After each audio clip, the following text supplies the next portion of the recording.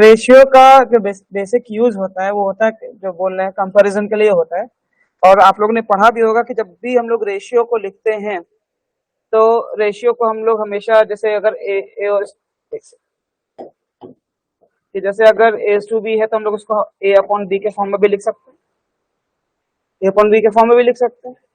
तो रेशियो का basically use तो कंपैरिजन के लिए होता है, इसको एज ए फ्रैक्शन भी हम लोग मेंशन कर सकते हैं। ठीक है, तो अगर जैसे कुछ वैल्यूज का कुछ रेशियो दे रखा है, लेट्स से अगर ए और बी का ही रेशियो आपको दे रखा है 2/3, इसका मतलब क्या होता है, इसका क्या क्या इंटरप्रिटेशन निकाल सकते हैं। पहले अगर इसका मतलब समझ जाए तो शायद बाकी चीजें भी आप आसानी से समझ जाएंगे फिर। हाँ, टोटल 5 पार्ट्स हैं। हाँ हाँ, ठीक है, ठीक। और क्या इसका इंटरप्रिटेशन निकलेगा, और क्या क्या चीजें से समझ सकते हैं। हाँ, अगर पॉइंट में हो गई वैल्यू तो नहीं हो सकता, नहीं हो सकता। तो अगर एक वैल्यू 3 लिखी है, 4.5 लिखी है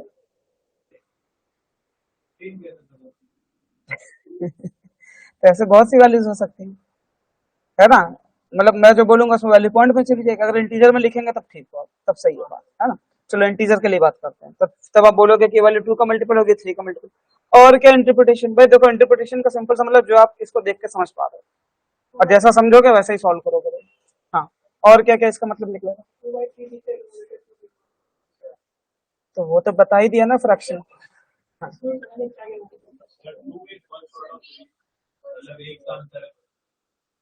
वन वैल्यू में 1 का अंतर है, एक यूनिट का है, बट वो 1 यूनिट कितने के बराबर है,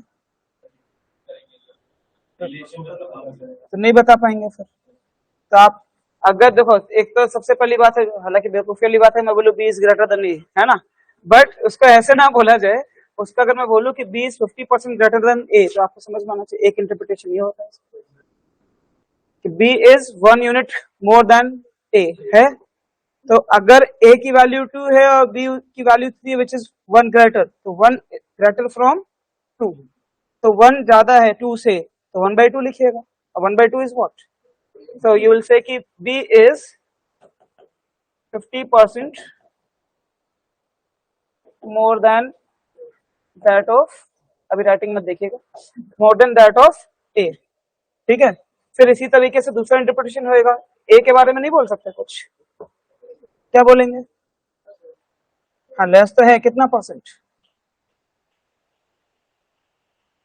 हाँ, B के लिए हो गया, B के लिए हाँ is, हाँ A is 1 unit less than B, तो B से 1 यूनिट लेस है ना, तो B की वैल्यू 3 है, तो आप बोलोगे 1/3 कम है, एंड 1/3 इज व्हाट, तो आप बोलोगे B is 33.33% less than that of B। ठीक है, या इसको और दूसरे तरीके से बोलूं तो मैं बोलूंगा कि B इज 150% ऑफ A, बोल सकता हूँ B इज 150% ऑफ A, क्योंकि 50% ज्यादा है तो ऑब्वियसली 150% है, समझ गए बात को।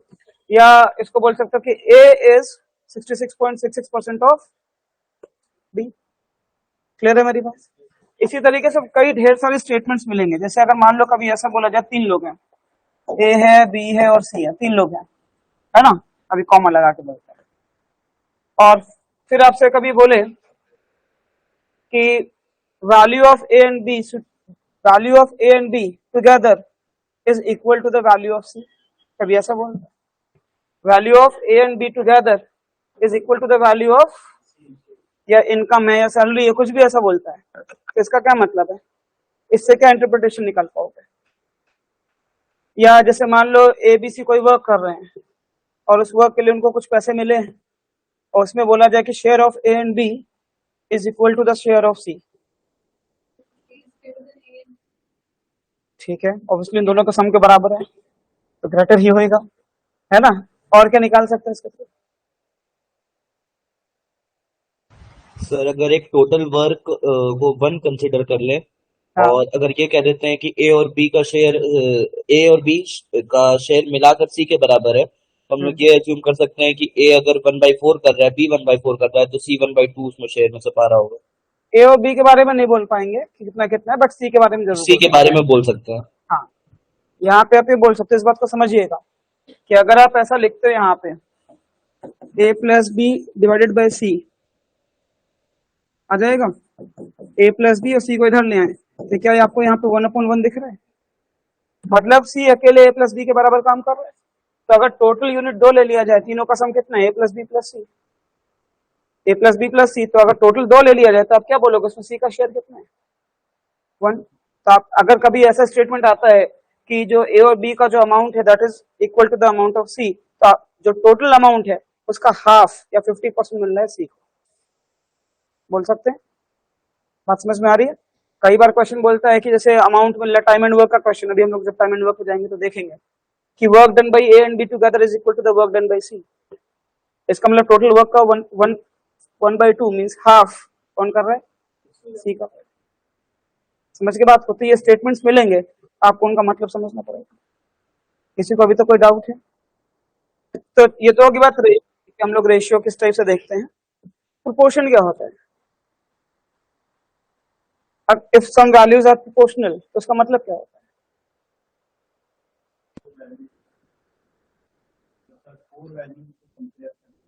4 या ज्यादा को भी, इफ द 2 और मोर रेशियोज आर इक्वल तो उसको बोलते हैं कि वैल्यूज आर प्रोपोर्शनल, है ना। जैसे 1/2 है या 4/8 लिखा हुआ है, उनका रेशियो क्या है, आपस में इक्वल है, तो क्या बोलेंगे, वैल्यूज आर प्रोपोर्शनल। और एक और होता है प्रोपोर्शनल वैल्यू का मतलब कि जैसे भाई रेशियो जैसे आप लिखते हो कि 2/3 ए और बी का, लेकिन जब आप प्रोपोर्शनल वैल्यू लिखते हैं तो प्रोपोर्शनल वैल्यू हमेशा आउट ऑफ टोटल लिखा जाता है, आउट ऑफ टोटल। जैसे पिज्जा होता है ना, ऐसे 5-6 पार्ट कर दिए जाते हैं, तो ये जो पार्ट है वो कितना होता है, अगर 6 पार्ट किए मैंने तो कितना है 1/6, ये टोटल का 1/6 है। तो जब भी प्रोपोर्शन की बात करते हैं तो आउट ऑफ द टोटल देखा जाता है। रेशियो की बात की जाती है तो आपस में कंपैरिजन किया जाता है। तो मतलब ये जो निकला है वो 1 यूनिट है, जो बचा है वो 5 यूनिट है, तो ratio is 1:5। But proportional value of this part is 1/6, proportional value of this part is 5/6, दूसरा वाला पार्ट। समझ गए बात को, क्लियर है? ठीक है, तो अभी तो हम लोग रेशियो को खाली समझना है कि रेशियो क्या क्या होता है। आप जैसे मान लो कहीं पे कुछ रेशियो लिखा है कि A/B is 4/5, है ना। अब अगर इन रेशियोज को किसी भी वैल्यू से मल्टीप्लाई कर दो, किसी भी वैल्यू से डिवाइड कर दो, बहुत बेसिक बात है, उससे फर्क नहीं पड़ता है, उससे फर्क नहीं पड़ता है। लेकिन अगर आप इसमें कुछ ऐड कर दो या कुछ इसमें सब्ट्रैक्ट कर दो तो इसमें फर्क पड़ता है। समझ रहे बात को? तो रेशियो में पहले 2-3 बातें और सिखा दो, फिर क्वेश्चंस की तरफ बढ़ेंगे। अब जैसे कभी लिखा हुआ है कि ए और बी का रेशियो जो है 5/2 है और बी और सी का जो रेशियो है वो 3/7 है, कुछ ऐसा लिखा हुआ है। और फिर आपको इनका एक कॉमन रेशियो पता करना है कि A plus B plus C equal, या sorry A to B to C होगा क्या, है ना। तो रेशियो कैसे पता करेंगे हम लोग, क्या तरीका रहता है? क्योंकि यहाँ पे कम वैल्यूज हैं, बी कॉमन है दोनों में, तो हम क्या कोशिश करते हैं कि जो भी वैल्यू कॉमन है उसकी वैल्यू को भी सेम बना लिया जाए। बी कॉमन है बट बी के लिए यहाँ 2 है, बी के लिए यहाँ पर 3 है, इसको सेम बना लिया जाए। तो एक तरीका ये होता है कि इस वाली वैल्यू में, पहली वाली वैल्यू में हम लोग क्या करें, 3 से मल्टीप्लाई कर दें, और दूसरे वाले में क्या कर दें, तो बी की वैल्यू बराबर हो जाएगी। एक ही तरीका होता है। लेकिन अगर मान लें थोड़ी देर के लिए कि अगर हमारे पास और वैल्यूज होती है, बी सॉरी अब सी इज टू डी, वो हमारे पास 2/3 है, फिर डी इज टू है ई है, अब वो वैल्यू हमारे पास 4/1 या 4/3 फिर से कर लो यहाँ पे। और फिर आपसे बोले कि जल्दी से बताइए कि ए बी सी डी और ई इसका रेशियो क्या आएगा, कुछ ऐसा आ जाए। तब कितनों को इक्वल करेंगे और कैसे कैसे करेंगे, थोड़ा बहुत बताएं आप लोग भाई।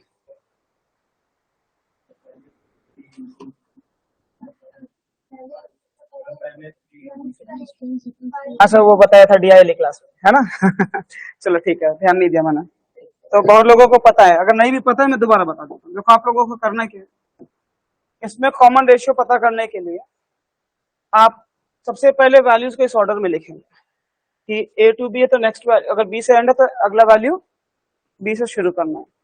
फिर बी टू सी है तो अगला वैल्यू सी से शुरू करना है, फिर डी है तो अगला वैल्यू डी से शुरू करना है। ये ऑर्डर होना चाहिए, नहीं होगा तो फिर ये शॉर्टकट काम नहीं करेगा। अब इसके बाद करना क्या है, आपको इस ऑर्डर में वैल्यूज को मल्टीप्लाई करना है, ठीक है, इस ऑर्डर में ही चलना है आपको, इस डायरेक्शन में। और करना क्या है कि 4 पॉइंट्स देखना है आपको।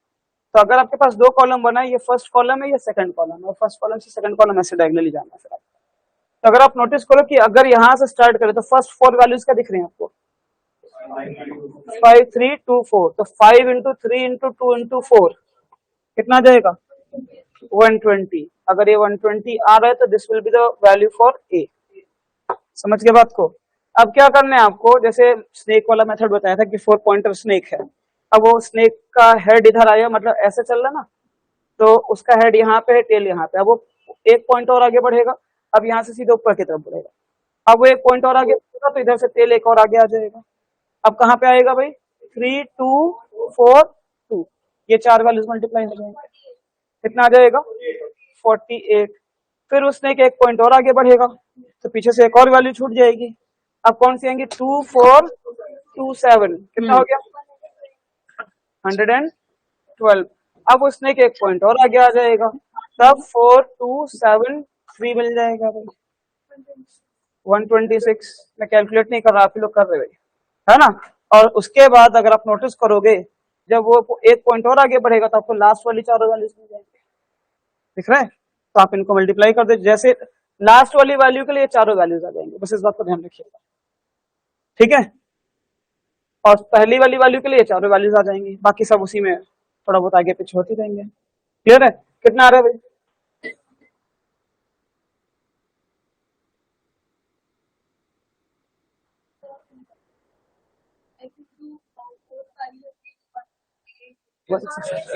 मैंने बोला था मैं कैलकुलेट नहीं कर रहा हूँ। अच्छा यहाँ 168 आ रहा है, लास्ट वैल्यू क्या आ रही है 1। अच्छा ये वाली वैल्यू पहले बोली, ठीक है। अब ये तो आपने निकाल लिया यहाँ पे। अगर आपको लगता है इनमें कुछ कॉमन है, कॉमन निकाल लो, फाइनल आपका आंसर आ जाएगा। A B C D E का रेशियो क्या है वो डायरेक्टली आपको पता चल जाएगा। समझ के बात को, क्लियर है। इसमें कोई प्रॉब्लम है या डाउट है तो एक बार और बता दो भाई, क्लियर अच्छे से। अब यहाँ पे जैसे जनरली इतना ज्यादा वाला नहीं आता, 2 3 4 वाला ही आता है। अब जैसे अभी पिछला पूछा था कि a बाई बी इज 3/5 दिया हुआ है, अब b टू c आपको दिया हुआ है कि 7/2 कुछ ऐसा, और ए बी सी का रेशियो निकालना है। तो आप ज्यादा दिमाग मत लगाओ, अब 2 2 मल्टीप्लाई होगा ना, तो 7 into 3 is 21, 7 into 5 is 35, 5 into 2 खटाक से आपका रेशियो आ जाएगा। समझ पा रहे हैं बात को, यहाँ तक कोई कंफ्यूजन है, कोई डाउट है तो एक बार और बता दो आप लोगों को। हाँ कोई, अब 2 पॉइंट वाला है ना केस, तो वो स्नेक ऐसे ही तो चलेगा 2 पॉइंट वाला। तो फर्स्ट 2 वैल्यू 7 एंड 3, फिर डायगोनली जाएंगे 7 से 5, फिर 5 से 2, बस 7 इंटू 5 इज 35। नहीं समझे बात को, ठीक है। अब एक चीज और, कुछ और इसकी बेसिक प्रॉपर्टीज है, उन प्रॉपर्टीज को बता देता हूँ, फिर उन पर बेस्ड कुछ क्वेश्चन हम लोग कर लेते हैं।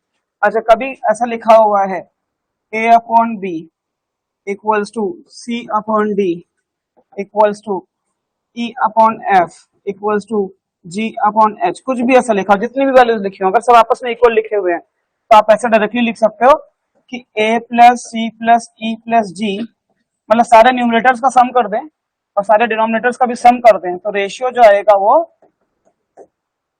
जी एच है ना। तो यहाँ पे ऐसा आ जाएगा।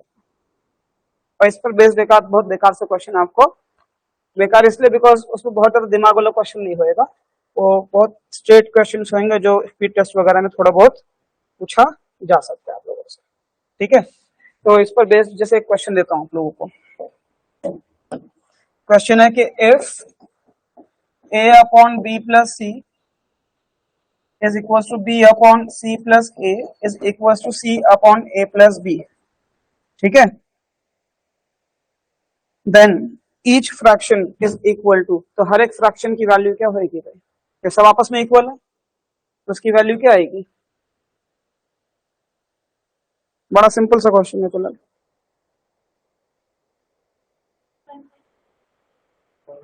वन बाई टू, सिंपल सा है, कुछ करना नहीं, न्यूमरेटर ऐड करना है डिनोमिनेटर्स को ऐड करना है, देख सकते हो बात। तो अगर आप यहाँ पे ऐड करते हो तो इधर आ जाएगा a प्लस बी प्लस सी, और डिवाइडेड बाई इन सब का सम करिएगा तो a 2 बार है, b 2 बार है और c भी, तो double of a plus B plus C आ जाएगा, ये कट जाएगा, क्या हो जाएगा, तो हर एक फ्रैक्शन हो जाएगा 1/2 के बराबर। ये समझे, क्लियर है। इसी पर बेस्ड एक और दे देता हूं आपको। अब है y upon X minus G equals to y plus X upon z equals to x upon y। ऐसा दिया हुआ है कि इफ, मतलब ये इतना लिखा हुआ है आपको, then find the x is to y is to z। तो इसके बाद आपको बताना है x y और z का रेशियो क्या है। समझ गए क्वेश्चन, ट्राई करिएगा, जब बताइएगा मेरे को।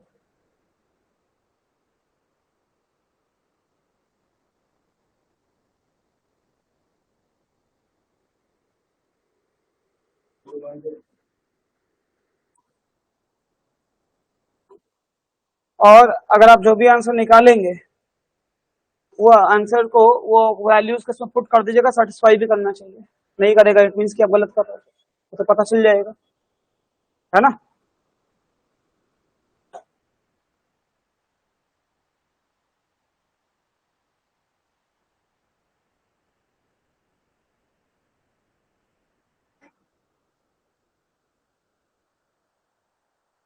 कितना,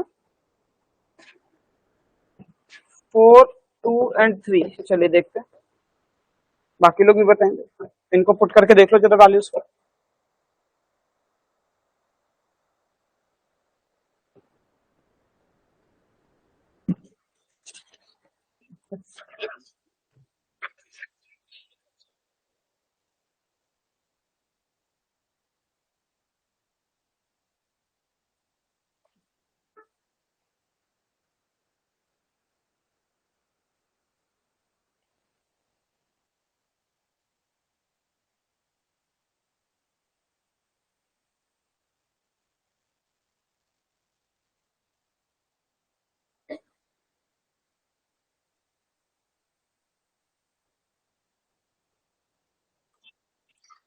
आया आंसर किसी का?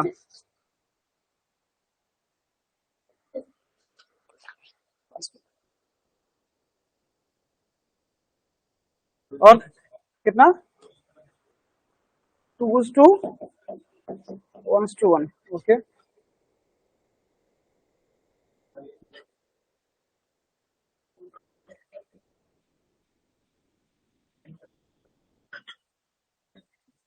अगर ये वैल्यू रखते हो, पुट करके देखो,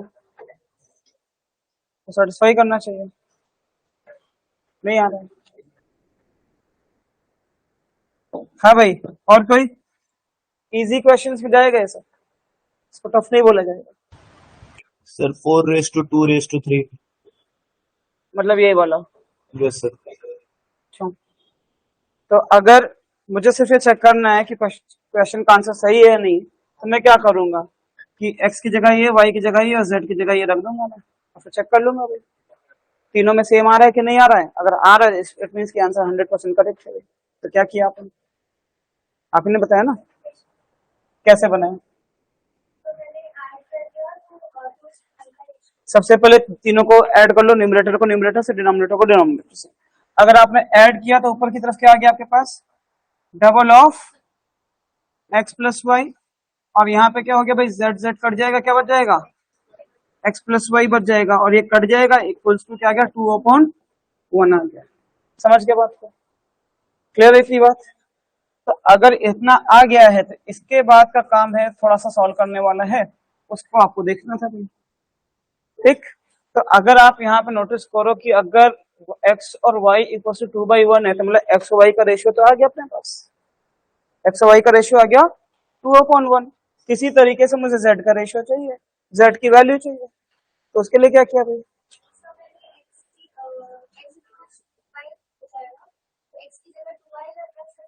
हम्म,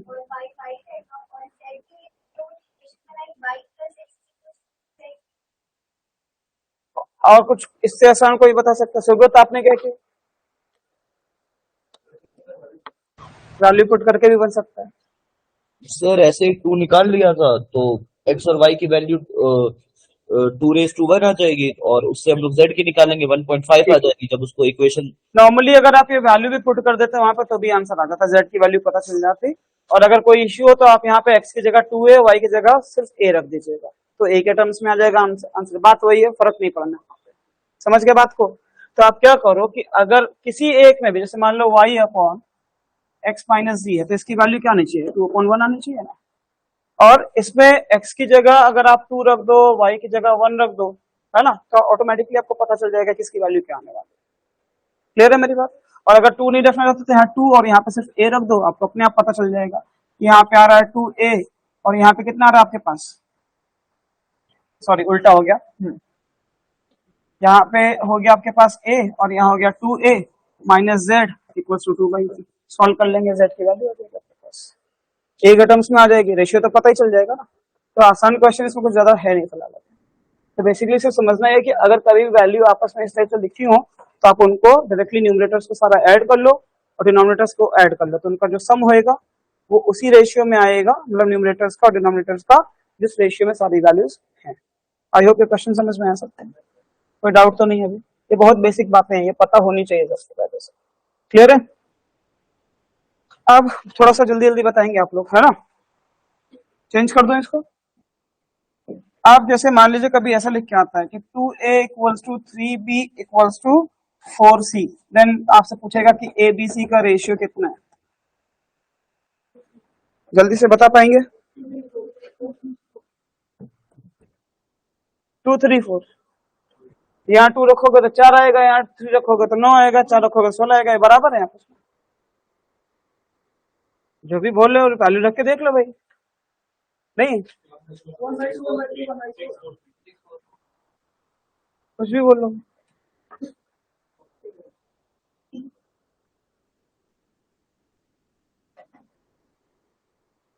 ऐसा कभी मान लो ऐसा लिखा हुआ है a upon 2 sir equals 6 to raised to 4 raised to 3। b upon 3 equals to c upon 4 या 5, कुछ भी लिखा हुआ, अगर ऐसा लिखा है, दोनों का मतलब अलग अलग है कि सेम है?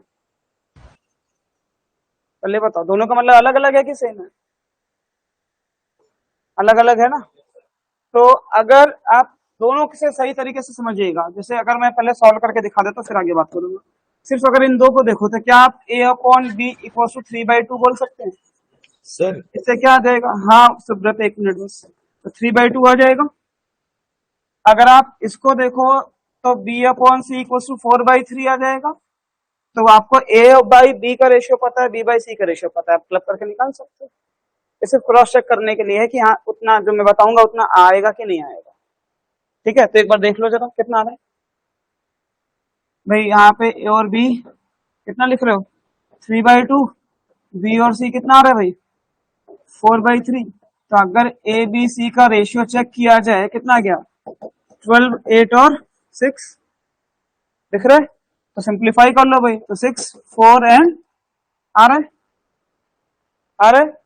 अब देखो एक बात सभी लोग समझो, वो एक अलग वैल्यू थी, ये अलग वैल्यू। अगर मैं चाहूंगा तो यहाँ से भी ए अपॉन बी निकाल लूंगा, ए अपॉन बी करूंगा तो 2/3 आ जाएगा, देख पा रहे हैं। और यहाँ से बी बाई सी भी निकाल सकते हो, 3/4 आएगा, तो फिर इस टाइप से लिख के निकाल सकते हो, है ना। आप एक काम करो जरा, मुझे इसके थ्रू बताओ ए बी सी का रेशियो क्या है सभी लोग।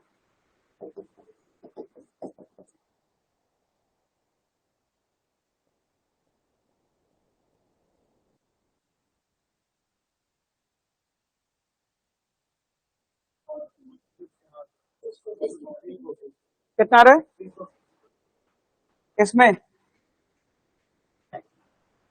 कितना रहे? 6 4 एंड 3, पक्का? कैसे किया? जो भी यहाँ पर आपके पास जो डिनोमिनेटर्स है ना, और डिनोमिनेटर्स को हटाना है, तो आप क्या करिए, क्रॉस मल्टीप्लाई कर दीजिए, sorry cross multiply, common value से मल्टीप्लाई कर दीजिए। तो इनका कॉमन मल्टीपल क्या हो गया भाई? 12 हो गया, 12 हो गया। अब एक अगर आप यहाँ पे 12 से मल्टीप्लाई करते हो, जरा सोचना सभी लोग, 12 से मल्टीप्लाई करोगे तो 6a हो जाएगा ना भाई, या खाली 6 आ जाएगा एक ही वाले? आपके पास ये निकल करके आएगा कि 6a equals to 4b equals to 3C, तो क्या उससे यही रेशियो निकल करके आएगा? वहां तो ये नहीं आया था, तो यहाँ कैसे आ सकता है? नहीं समझे? 2/3/4 आ रहा है ना, ये जो आप लोग बता रहे हो ये तो बिल्कुल गलत है, ये हो ही नहीं सकता। नहीं समझे बात को? आप अगर यहाँ पे कॉमन वैल्यू से मल्टीप्लाई करो, कि डिनोमिनेटर हट जाए, तो ऊपर मल्टीप्लाई करोगे तो 6A आ जाएगा ना भाई।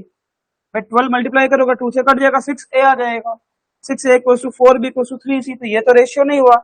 जब ये लिखा था तो कुछ और रेशियो आया, तो ये लिखा है तो कुछ और आएगा। नहीं समझे बात को? तो जो कुछ लोगों ने आंसर दिया है, उनका आंसर क्या आ रहा है भाई? 2/3/4। आप इस बात को नोटिस करो, इस ए के नीचे क्या है? ए के नीचे क्या है? 2। बी के नीचे क्या है यहाँ पे? और इसके नीचे क्या है? तो आप नोटिस करो रेशियो क्या, समझ गए? जो उन वैल्यूज के डिनोमिनेटर में लिखा हुआ है ना, वही रेशियो आपका बनकर चला आएगा। कभी भी अगर ऐसा लिखा हुआ है, मान लीजिए कहीं पे भी कि A/3 है ना is equal to C, B/5 equal to C/7, आप सीधे बोलो कि ABC का रेशियो क्या हो गया। इसमें कोई डाउट नहीं होना चाहिए, हमेशा ऐसे मिल जाएगा आपको। क्लियर है? क्लियर है मेरी बात? अब जो पिछला केस था, ये जो मैंने पूछा आपसे, ये तो मैंने पहले ऐसे बनाया और फिर जाकर के आंसर आ रहा है 643। अब सभी लोग नोटिस करो, अगर यहाँ पे मैं जो इन सबका कॉमन मल्टीपल है कितना, 12 से डिवाइड कर दूं, कर सकता हूँ? कर सकता हूँ? क्या बन जाएगा? A/6, B/4 और C/, तो ABC का रेशियो क्या आ जाएगा? 643। तो हम इस टाइप से अगर करेंगे तो ज्यादा फास्ट और आसानी से कर सकते हैं। आई होप ये बात समझ में आई सभी को। कोई कंफ्यूजन है या कोई डाउट है तो एक बार और बता दूं आप लोगों को। क्लियर है? सुब्रत कुछ बोल रहे थे, बताइएगा। नहीं सर, हम मतलब आंसर बोले और आप रिएक्ट नहीं किए, मतलब मेरा आवाज ही नहीं जा रहा। अच्छा चलिए कोई नहीं। तो और कोई डाउट या कुछ एडिशनल बातें बताना चाह रहे थे? नहीं सर, हम स्टार्टिंग में ही बोले वो, फिर उसके बाद आप रिएक्ट ही नहीं किया, हमको लगा माइक नहीं काम कर रहा है, इसलिए बोल रहे थे फिर से। तो अब अगर यहाँ पे और देखा जाए इस टाइप से, तो कभी भी अगर ऐसी वैल्यूज लिख के आएंगे तो हम लोग बना तो सकते ही हैं, है ना? अब एक और क्वेश्चन दे देते, जल्दी से बताइएगा। क्वेश्चन इसलिए दे रहा ताकि सारी बातें क्लियर हो जाए हम लोगों को। अब लिखा हुआ है कि A+B/5 equals to B+C/6 equals to C+A/7, then ABC का रेशियो क्या आएगा? शीट मिल गई सभी को? एक्स्ट्रा है? नहीं मिली आप लोगों को? कम हो गई यहाँ पे। कितने लोगों को नहीं मिली? 5 6 7, बोल दीजिए 8, बोल दीजिए 8 10 शीट और दे दीजिए।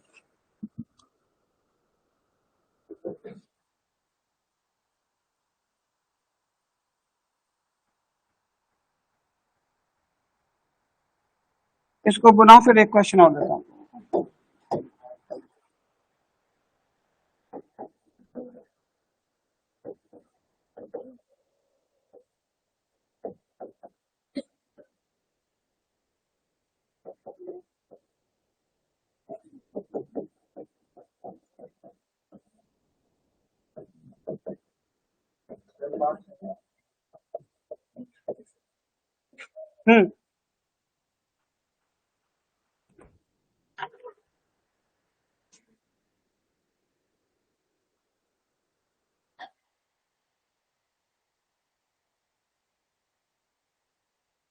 हो गया ये वाला ABC का रेशियो?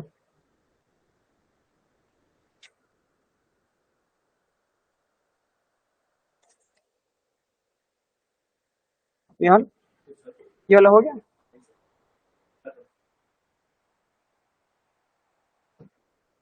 आ गया? ये तो पहला वाला तो आसान है, जरूर रेड कलर से दिया है। कितना?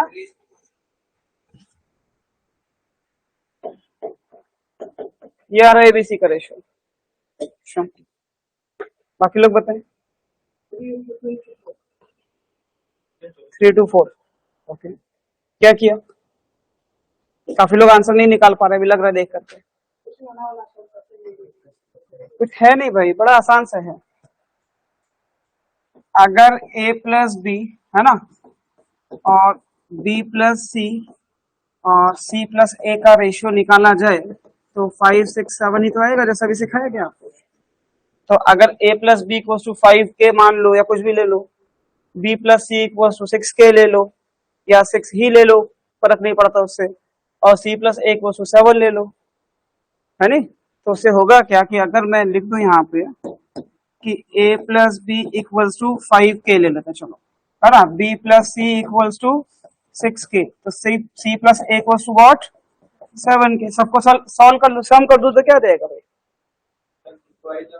Twice of a plus B plus C आ जाएगा, है ना, और इधर कितना आ जाएगा 18k।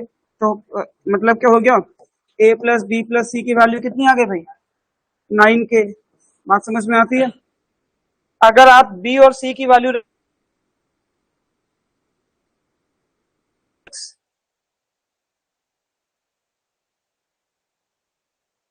अगर इससे आसान तो नहीं दे सकता था भाई, अगर आप c प्लस ए की वैल्यू रख दो तो b की वैल्यू आ जाएगी। c प्लस ए कितना है 7 और तीनों की का सम 9 है, तो ऑब्वियसली उसकी वैल्यू 2 आ जाएगी। a प्लस बी की वैल्यू 5 है तो ऑब्वियसली c की वैल्यू क्या आ जाएगी 4 आ जाएगी। तो आपके पास जो रेशियो है 3:4 का रेशियो आएगा। समझे या नहीं समझे? क्लियर है? क्लियर है? ये सब easy question sir speed test में जाएगा, कैट लायक बिल्कुल नहीं है। कैट में कैसा आता है अभी दिखा दूंगा आपको। क्लियर है? इतना क्लियर है अच्छे से सभी को? अब जैसे ये जो क्वेश्चन है,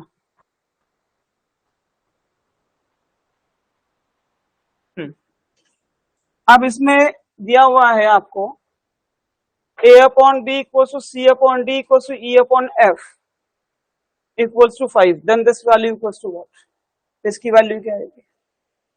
इसको कैसे कर सकते हैं?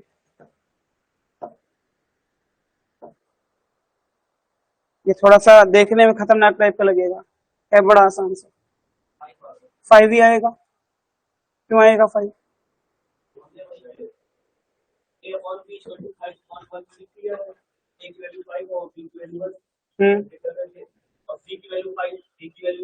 ठीक है, सबको पुट कर दिया। अच्छा एक बात सोचो सब लोग, यहाँ जो लिखा हुआ उसको समझना। जैसे a upon B equal to C upon D equal to E upon F लिखा हुआ इक्वल टू 5। ठीक है, मैंने आपको बताया था सीधे सीधे न्यूमरेटर्स का सम डिवाइडेड बाय डिनोमिनेटर्स का सम लिख सकते हो। अब एक बात बताना, अगर मैं यहाँ पे 3 से मल्टीप्लाई कर दूं और यहाँ भी 3 से मल्टीप्लाई कर दूं, इस पर्टिकुलर रेशियो पे कोई फर्क पड़ेगा? तो आप नोटिस कर सकते थे कि यहाँ पे भी 3c है, यहाँ पे 3d है, c अपॉन डी यहाँ पे लिखा हुआ है, और दोनों में 3 है, तो यहाँ पे 3 लिख सकता हूँ कि नहीं लिख सकता? यहाँ क्या है 7e और 7f है, लेकिन दोनों के साथ माइनस लगा हुआ है। तो अगर यहाँ पे मैं माइनस का 7 और यहाँ पे भी माइनस का 7 मल्टीप्लाई कर दूं तो रेशियो पे कोई फर्क पड़ेगा? माइनस माइनस कट जाएगा और वो 7 हो जाएगा, और दिस इक्वल्स टू 5। अब आप जब सारे न्यूमरेटर्स का सम कर दो, सारे डिनोमिनेटर्स का सम कर दो, वही आ रहा जो यहाँ लिखा हुआ है। थोड़ा बहुत वैल्यूज को ऑब्जर्व भी करना पड़ेगा कि वैल्यूज किस टाइप से दी हुई हैं, तब आप उसको आसानी से सॉल्व कर पाएंगे। फिर आई होप ये क्लियर है सबको। कोई कंफ्यूजन है, कोई डाउट है तो एक बार और बता दो। क्लियर है? तो आप जब देखेंगे कि वैल्यूज में पूछ क्या रहा है, अकॉर्डिंगली कुछ मल्टीप्लाई डिवाइड कर सकते हैं, तो आप उसको कर लीजिएगा आसानी से। क्लियर? चलिए एक क्वेश्चन आपको दिखाते हैं कैट का, आप लोगों की शीट में क्वेश्चन नंबर 31। तब तक मैं इस पे देखता हूँ मिल जाएगा तो यहाँ पर। शुरुआत में क्वेश्चंस वाले, उस क्वेश्चंस वाले भी मैं नहीं करा था भाई। बहुत पहले कैट में आ चुके हैं, 2006 में आया। तो कैट में इजी क्वेश्चंस भी आते हैं, सिर्फ सेलेक्ट करना रहता है। और कल मैं 2022 का पेपर देख रहा था रात में, क्योंकि मैं नंबर सिस्टम यहाँ पढ़ा रहा था, नहीं पढ़ा चुका हूँ, नया बैच में भी नहीं पढ़ा है, कहीं और पढ़ा रहा था। तो मैंने बोला था कि नंबर सिस्टम का वेटेज आज भी बहुत ज्यादा है, और मैं देख रहा था बहुत अच्छे अच्छे क्वेश्चन नंबर सिस्टम से आए, और 22 में से कुछ नहीं तो कम से कम 8-10 क्वेश्चन अभी भी मिल रहा है नंबर सिस्टम से। अब मैं दिखाऊंगा आप लोगों को किसी को, लेकिन वो डायरेक्ट वाले नहीं है, इनडायरेक्टली वो नंबर सिस्टम पर बेस्ड है।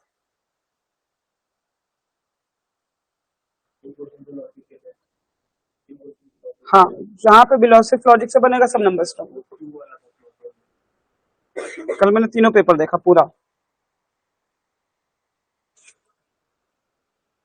और जो बातें बताई हैं उस पर बेस्ड भी क्वेश्चन दिखाता हूँ कि कैट में कैसे आते हैं।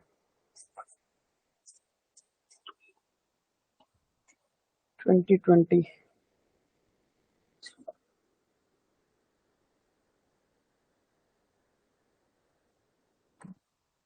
एक स्पेयर पेन है किसी के पास? किसे लिखेंगे? अच्छा ठीक।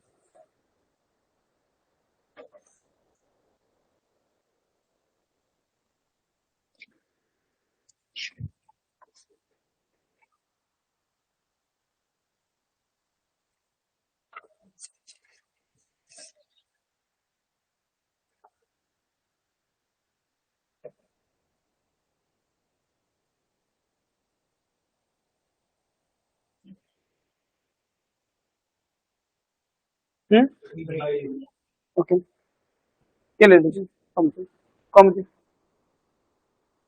3/8 कैसे बनाए? स्नेक वाला मेथड है, उससे कर सकते हैं। प्लस वैल्यूज को अगर सही से ऑब्जर्व करें तो भी बनाया जा सकता है। मतलब मेथड कई हो सकते हैं जो ऑब्वियसली उस टाइम पे जो आपको दिखेगा अकॉर्डिंगली बनाओगे। इसलिए मैं बोलता हूँ कि क्वेश्चंस को एक से ज्यादा तरीके से देखना स्टार्ट करो। एक तो नॉर्मल तरीका रहता है, इक्वेशन फॉर्मूला सब अपनी जगह है, लेकिन कुछ अगर एडिशनल देख सकते हैं और देखना आना चाहिए। बिकॉज कैट में मैं कई बार कोशिश क्या है, हर बार देखता हूँ वहां पे कि क्वेश्चंस भले कुछ ऐसे टॉपिक से आ जाए जो शायद आपको ना आता हो, लेकिन थोड़ा सा दिमाग लगाएंगे तो भी बन जाता है। ऐसे बहुत से क्वेश्चंस मिलते हैं हर बार। अब जैसे यहाँ पे है, अब क्योंकि जिस हिसाब से वैल्यू लिखी है A/B, तो आप लिख सकते हो कि A और B का रेशियो क्या है 1/3। फिर लिखा हो B/C, तो आप B और C का रेशियो लिख सकते हो 2/1, है ना। तो अगर आप ऐसा लिखो A और B तो 1/3, B बाई हाँ B/C अगर लिखते हैं तो आप लिख सकते हो 2/1। C/D करके लिखना है तो आप 1/2 करके लिख सकते हो। ऐसे लिख करके वो कॉमन रेशियो निकालना सिखाया है, वो निकाल सकते हो और फिर उसके बाद वैल्यूज पुट कर दीजिए, आंसर आ जाएगा। अगर पता था तो ये भी कर सकते थे।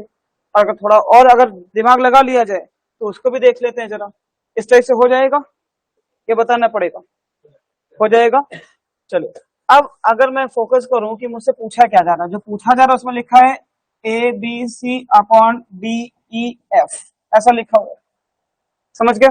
मतलब अगर मैं इसको अलग अलग करके भी देखूं तो शायद A/D भी देख सकता हूँ, A/E भी देख सकता हूँ, या A/F भी देख सकता हूँ। जो जहां से इजिली मिल जाएगा मैं उसको निकालने की कोशिश करूंगा। तो मैं एक बार देख पा रहा हूँ कि जैसे A/B लिखा हुआ है, नेक्स्ट वैल्यू क्या है, B/C लिखा हुआ है, उसके बाद क्या लिखा हुआ है C/D। तो B से B कट जाएगा, C से C कट जाएगा, तो क्या A/D आ जाएगा यहाँ से। तो मैं इसमें से जो ABCDEF जो लिखा हुआ है, इसमें से A/D निकाल के अलग कर सकता हूँ कि नहीं कर सकता? और वो कैसे आया भाई? फर्स्ट थ्री जो वैल्यूज हैं A/B, B/C और C/D की वैल्यूज को मल्टीप्लाई करके आया। देख पा रहे हैं सभी लोग? तो अगर आप ऐसा करते हैं तो A/B is 1/3, B/C is what 2/1, C/D is what 1/2। ये कट गया, इसकी वैल्यू कितनी आ गई 1/3। तो आप इसकी जगह लिख सकते हो, तो इसको 3 पार्ट्स में कर रहा हूं मैं, तो इसकी वैल्यू आ गई 1/3। बाकी अब ऐसे ही B/E की वैल्यू देख लेते हैं। अब जैसे B/C है, फिर C/D कर दूं और फिर D/E कर दूं, तो ये और ये कट जाएगा, क्या जाएगा, तो जो इसके अंदर है वो मिल रहा है ना मेरे को B/E। इसकी वैल्यू निकाल सकते हैं, वैल्यूज पुट कर लो, क्लियर। फिर इसी तरीके से अगर मैं C/D, D/E और E/F कर दूं, ऐसे ऐसे कट जाएगा, फिर C/F आ जाएगा। तीनों की अलग अलग वैल्यूज निकाल सकते हैं, सीधा सीधा मल्टीप्लाई कर दो। कितना आ रहा है? आ रहा है आंसर सभी का? कोई ऐसा जिसको नहीं आ रहा, मैं दोबारा बताऊं। तो ये तो सिर्फ दिखने के ऊपर है, अगर ये चीज ना दिखे तो आप कॉमन रेशियो निकाल सकते हैं। कॉमन रेशियो निकाल सकते हैं सभी लोग, कॉमन रेशियो। तो ये अगर मैं सही से बोलूं तो बेसिकली ये क्वेश्चन, चलो ये तो ऑब्जर्वेशन बेस्ड है, दिख गया तो बन गया। अदरवाइज आप सीधा सीधा कॉमन रेशियो निकाल लो, उसने एक मेथड बताया मैंने आपको, उसको यूज करिए, वैल्यूज आ जाएंगे। किया उस टाइप से किया बहुत लोगों ने, वैसे ही किया था, आंसर आ रहा था, बहुत बढ़िया, क्लियर है। तो कॉमन रेशियो पर ही बेस्ड एक क्वेश्चन और देता हूं आपको, जो कैट में आया बहुत जल्दी ही। आप लोग लास्ट पेज पर आइएगा। थे तो और भी बट इस शीट में है नहीं। क्वेश्चन नंबर 8 पढ़िएगा जरा। क्वेश्चन नंबर 8 जो लास्ट वाले पेज पर है, कैट पास्ट ईयर वाला। इसमें मुझे ढूंढना पड़ेगा वहां तक पहुंच करके। शीट है, जितने लोग ऑनलाइन है तो उसमें आप देख सकते हैं पास्ट ईयर में क्वेश्चन नंबर 8।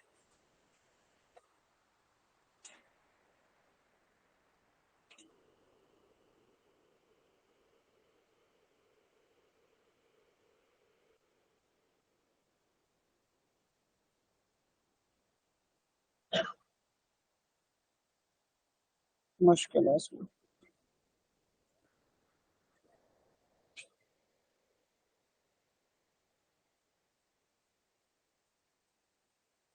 इसमें नहीं है।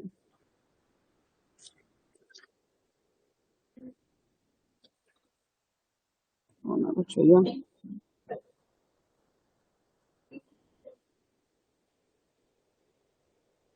कैट का क्वेश्चन आप देख सकते हैं, कैट में इतने इजी भी आते हैं।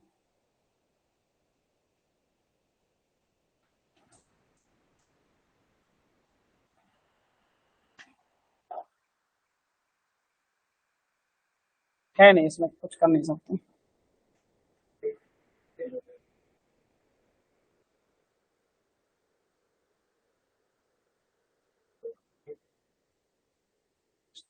मैं बता देता हूँ क्वेश्चन क्या है। सर 800। 800। तो इसमें ऐसा क्या है जो आप लोगों को सिखाया नहीं है? आज पहली क्लास है, कुछ लोगों की बिल्कुल ही पहली क्लास है, मतलब किसी भी टॉपिक की पहली क्लास है ना। और फिर भी अगर थोड़ा सा लॉजिक पढ़ के कैट टाइप के बन सकते हैं, तो मैं हर बार बोलता हूँ कि कैट में इजी क्वेश्चंस भी आते हैं, वो सही से बस सिलेक्ट करना। हो जाते हैं कई बार हम लोगों से, जब ज्यादा डिफिकल्ट क्वेश्चंस बनाने लगते हैं ना, या जब हमारी एक्सपेक्टेशन ज्यादा हो जाती है कैट से। मैं अभी कैट के बारे में बात कर रहा हूँ, कुछ अगर अदर एग्जाम्स के दी हैं तो जैसे आईपीएम है वहां पे भी अच्छे आते हैं, सीयूईटी में आसान आते हैं, जो भी अगर है अगर तो हमारी एक्सपेक्टेशन होती है कि कैट में टफ क्वेश्चन ही आएगा, तो भले इजी होता है उसको हम लोग टफ बना जाते हैं। तो उसमें भी हम लोग से गलतियां हो जाती है। वो क्वेश्चन भले आसान होएगा, हमें लगा कि नहीं इतना आसान कैसे हो सकता, कुछ और होएगा, तो उसमें फिर हम लोग उस चीज को ट्राई करने लग जाते हैं, तो गड़बड़ कर देते हैं वहां पे। तो एक बार पढ़ लेते हैं क्वेश्चन क्या है, फिर आगे देख लेते हैं दूसरा question. A sum of money is split among Amal, Sunil and Meeta. ASM बोल देते हैं यहाँ पे। So that the ratio of the shares of Amal and Sunil A&S is 3/2। इनके शेयर्स का रेशियो है, while the ratio of the shares of Sunil and Mita is 4/5। ठीक। If the difference between the largest and the smallest of these three shares is ₹400, तो ₹400 जो है वो क्या है, डिफरेंस है किसका, लार्जेस्ट का और स्मॉलेस्ट का। Then the Sunil share in rupees is, तो सुनील का शेयर कितना होगा भाई, सिंपल सी बात है। इसको सॉल्व करने के लिए हमें ASM का कॉमन रेशियो निकालना पड़ेगा भाई, है ना। अब इससे आसान क्वेश्चन नहीं मिलना था। 3 into 4 12 हो गया, 4 into 2 is 8 और 10 हो गया भाई। आप जैसा लिखा वैसा भी लिख के सॉल्व कर सकते हो, सिंप्लीफाई करके सॉल्व करना, सिंप्लीफाई करके सॉल्व करना। कैसे करना, सिंप्लीफाई करके करना। तो अगर सिंप्लीफाई कर सकते हो तो क्या हो जाएगा, 6 4 एंड 5 हो जाएगा। तो ये आपके पास क्या है, लार्जेस्ट है, और ये क्या है आपके पास, स्मॉलेस्ट है। लार्जेस्ट और स्मॉलेस्ट में कितने यूनिट्स का डिफरेंस है भाई, तो 2 यूनिट्स का मतलब हो गया कितना, 400। तो सुनील के पास कितना है भाई, सुनील की वैल्यू कितनी है, 4। तो अगर 2 का मतलब 400 है ना, तो 4 का मतलब क्या हो जाएगा भाई, वो आंसर हो जाएगा, है ना। तो ये रेशियो का मेरे को लगता है one of the easiest question है। इससे आसान क्वेश्चन तो नहीं दिया जा सकता आप लोगों को। तो खुश होने की जरूरत नहीं, कई बार बहुत टफ भी आ जाते हैं। क्लियर है, समझ में आया सभी को? कोई भी कंफ्यूजन है तो एक बार और बता दो। क्लियर, चलो एक और देता हूँ, ऐसे ही कैट का ही देता हूँ। लास्ट ईयर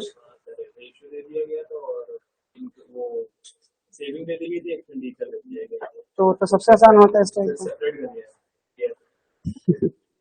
चलिए, तो इस बार है आपका जो लास्ट वाला है, जो 20th वाला क्वेश्चन है, सबसे लास्ट क्वेश्चन शीट का।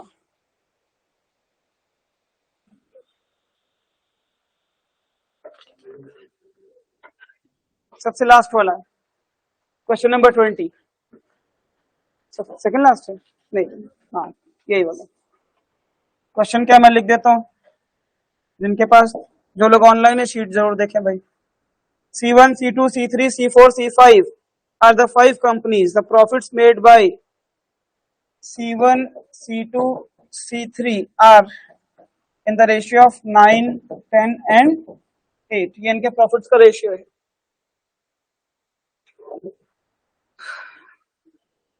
While the profits made by C2, C4 and C5 are in the ratio of 18:19:20, ऐसा दिया हुआ है। फिर बोलता है कि C5 has made a profit of ₹19 crores more than C1, तो C5 minus C1 is 19 crores, ये आपको दे रखा है अलग से, ठीक है। Then the total profit made by all the 5 companies is, तो सबका प्रॉफिट कितना होएगा ये आपसे पूछा था। हाँ, ये सब प्रॉफिट्स का ही रेशियो है। हाँ, यहाँ फर्स्ट में अलग कंपनीज हैं, दूसरे में अलग कंपनीज है, बट रेशियो प्रॉफिट्स का ही है। समझ गए क्वेश्चन? क्या कर सकते हैं, सबसे पहले क्या करना पड़ेगा, कॉमन रेशियो निकालना पड़ेगा। अब आप नोटिस करोगे दोनों में कौन कौन कॉमन है भाई, तो C2 की वैल्यू बराबर कर लो भाई, तो C1 से लेकर C5 तक सबकी वैल्यू एक साथ आ जाएगी। नहीं समझे? नहीं समझे सभी लोग? तो यहाँ पे C2 की वैल्यू क्या है भाई, 10 है, ठीक है, और यहाँ पे C2 की वैल्यू क्या है, 18 है। आपको पता है कि कॉमन कैसे बनाया जा सकता है, कॉमन बना लो भाई, और फिर सबकी वैल्यू को एक साथ लिख सकते हैं। एलसीएम ले लो, कुछ और ले लो, लेकिन कॉमन बनाओ और आंसर आ जाएगा खट से।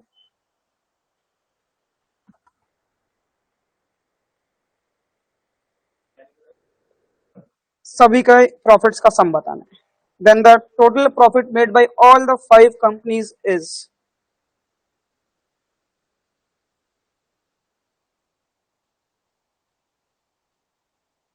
एक और था क्वेश्चन 2017 का ही, बट इसमें है नहीं, वो मैं भी बोल दूंगा, बहुत आसान क्वेश्चन।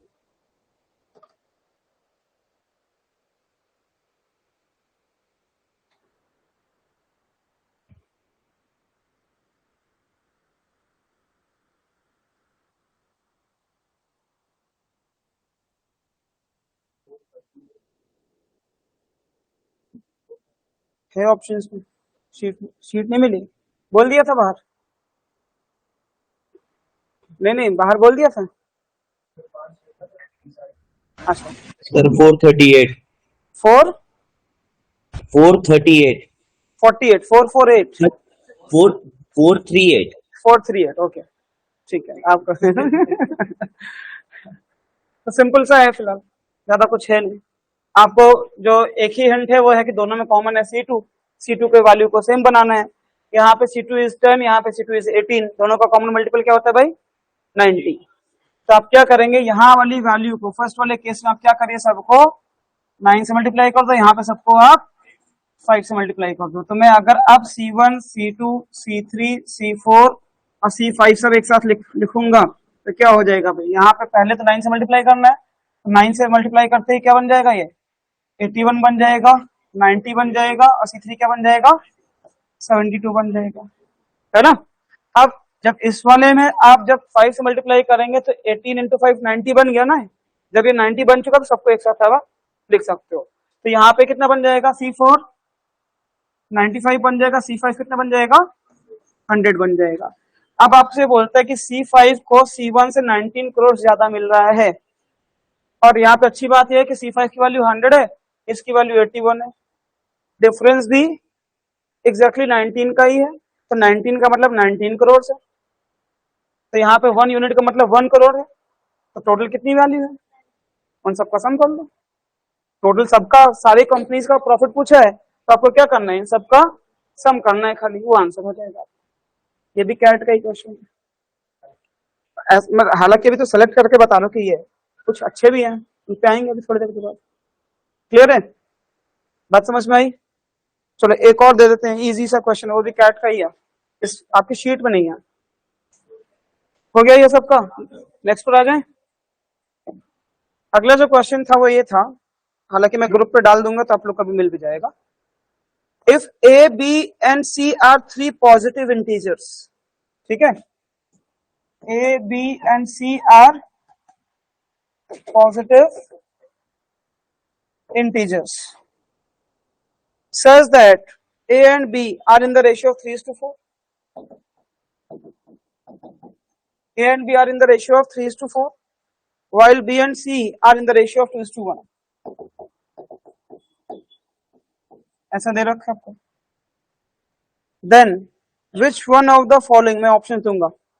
ऑप्शंस हैं 201, अभी क्वेश्चन कंप्लीट नहीं हुआ है, 205, 207 एंड 210। ये कैट 2017 का ये क्वेश्चन है। Then which of the following is a possible value of a plus b plus c? Then which of the following is a possible value of a plus b plus c? समझ गए? Question तो आसान है भाई।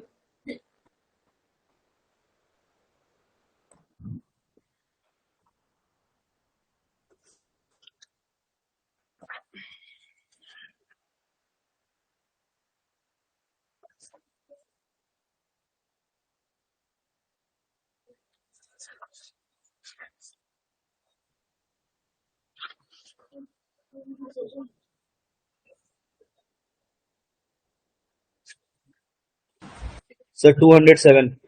207, okay. कुछ करना नहीं है, एबीसी का रेशियो निकालना है, कॉमन रेशियो, जो कि बड़ा आसान सा है।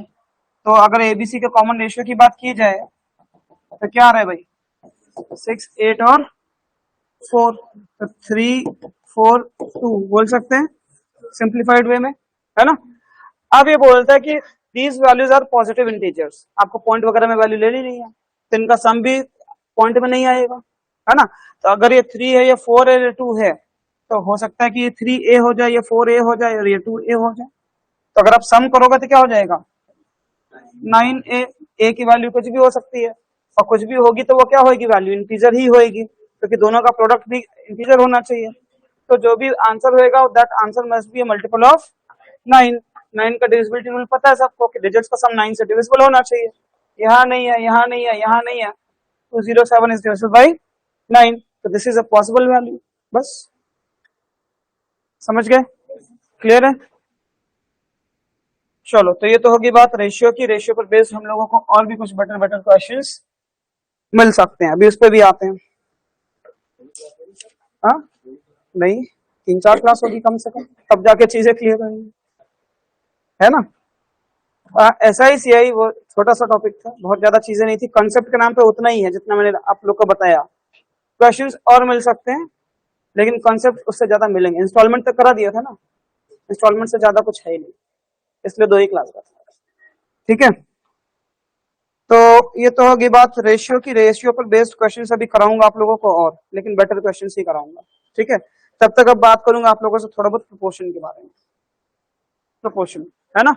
तो प्रोपोर्शन किस चीज को कहते हैं, आप लोग से मैंने शुरुआत में पूछा भी था, थोड़ा सा बताएं भाई।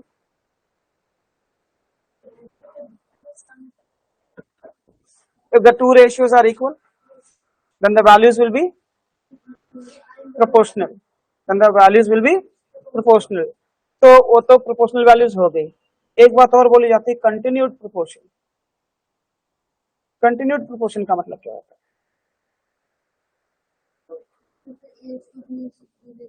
जैसे अगर मान लो लिखा हुआ है A/B इक्वल टू C/D, तो ये तो चलो ये प्रोपोर्शनल है वैल्यूज, क्योंकि 2 रेशियोज आर इक्वल, 2 और मोर रेशियोज आर इक्वल, तो ये प्रोपोर्शनल है वैल्यूज।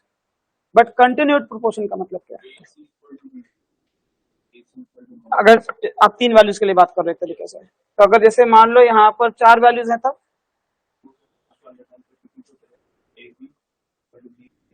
इसका मतलब ये होता है कि A B C D अगर इन वैल्यूज को ऐसा लिखा जाए, तो जो इसका रेशियो मिलेगा वही इसका रेशियो होगा, वही रेशियो इनका होएगा, वही रेशियो आगे मिलता जाएगा। मतलब वैल्यूज एक तरीके से जीपी में मिल जाए, सेम रेट से वैल्यूज आगे बढ़ रही ना, कॉमन रेशियो सेम हो जाए, वो क्या कहलाएगा, कंटिन्यूड प्रोपोर्शन। क्या कहलाएगा? कंटिन्यूड प्रोपोर्शन कहलाएगा। समझ गए बात को? तो कंटिन्यूड प्रोपोर्शन ये हो गया, इस पर बेस्ड क्वेश्चंस मिल जाएंगे, बट फिर भी थोड़ी सी बातें और सीखते हैं पहले हम लोग। इसके अलावा आपको अगर प्रोपोर्शंस की अगर प्रॉपर्टीज की बात की जाए तो कुछ बहुत बेकार बेकार से नेम्स हैं, उसका कोई खास मतलब नहीं है, बस मैं जल्दी जल्दी बता देता हूँ आप लोगों को। हाँ, इसमें सबसे इंपॉर्टेंट कंपोनेंडो डिविडेंडो ही है। बाकी सारे नेम्स इस टाइप के हैं कि भले नाम पता ना हो, उनका काम सबको पता है। जैसे एक नेम है इन्वर्टेंडो, है ना? इन्वर्टेंडो का मतलब क्या होता है? इनवर्स कर देना। आपको पता है ए अपॉन बी, जैसे लिखा हुआ है A upon B equal to C upon D, तो इसकी जगह में अगर B upon A equal to D upon C कर दूं तो भी मतलब तो वही रहेगा ना, बदल जाएगा। तो यहाँ पे क्या किया, बस इनवर्स कर दिया, ये हो गया इन्वर्टेंडो। समझ गए बात को? इसके अलावा एक होता है ऑल्टरनेंडो। ऑल्टरनेंडो का मतलब कुछ नहीं है, डी को इधर कर दो, ए को, हम लोग क्रॉस मल्टीप्लाई करते हैं ना, वही डी को इधर कर दो, ए को इधर कर दो, सी को इधर कर दो, तो बात तो वही है ना भाई। तो उसमें सिर्फ प्लेस को इधर उधर कर दिया, ये सब का कोई मतलब नहीं है। जो हमारे लिए इंपॉर्टेंट है वो क्या है? कंपोनेंडो और डिविडेंडो, है ना? तो अगर उसकी बात की जाए तो कंपोनेंडो का मतलब क्या हुआ भाई? जैसे मान लो अगर A upon B equal to C upon D लिखा हुआ है, तो सिर्फ कंपोनेंडो का मतलब क्या हुआ? अरे क्वेश्चंस कहाँ चले गए मेरे? हाँ, जल्दी से बताएं, बस इतना। उसका मतलब होता है A plus B upon B equal to C plus D upon D, ये हो गया कंपोनेंडो। इसी तरीके से एक होता है डिविडेंडो, उसमें क्या करते हैं? क्या? अभी सम किया है, उसमें क्या करते हैं? माइनस कर देते हैं, है ना? तो क्या लिखोगे आप? ए माइनस बी अपॉन ए, या जो भी वैल्यू बड़ी होती है अकॉर्डिंगली, है ना? और वैसा चल जाएगा, कुछ भी लिख सकते हैं क्योंकि दोनों में नेगेटिव आ जाएगा, दोनों कट जाएंगे फिर। और सी माइनस डी अपॉन डी ऐसा लिख सकते हैं, सॉरी, है ना? ऐसा लिख सकते हैं। क्लियर है? और जब दोनों को क्लब कर दिया जाता है तो क्या बोला जाता है? Componendo and dividendo. तो कंपोनेंडो डिविडेंडो में क्या हो गया कि जैसे अगर a upon B equal to C upon D लिखा हुआ है, तो this can be written as a plus B upon A minus B, है ना? यही सबसे इंपॉर्टेंट है, a plus B upon A minus B equal to C plus D upon, मतलब इन्हीं दोनों का सम और इन दोनों का डिफरेंस। अब ये मत सोचना कि पहले प्लस करना है पहले माइनस में करना है, इन्वर्टेंडो भी तो पता है। तो लेकिन अगर ऊपर प्लस है तो इधर भी प्लस होना चाहिए, इधर माइनस है तो इधर भी माइनस ही होना चाहिए। तो या तो दोनों प्लस वाले ऊपर रख दो या तो दोनों प्लस वाले, बात वही है। समझ गए बात को? क्लियर है सभी को? तो इस पर बेस्ड एक आध थोड़े से क्वेश्चंस देख लेते हैं, फिर आगे बढ़ते हैं।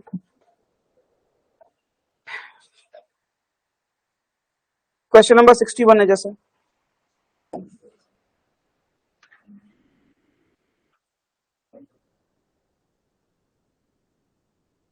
इसमें 57 है, शीट में 61 है, और जैसे लिखा हुआ है आपसे बोलता है सॉल्व फॉर एक्स, मतलब आपको क्या करना है?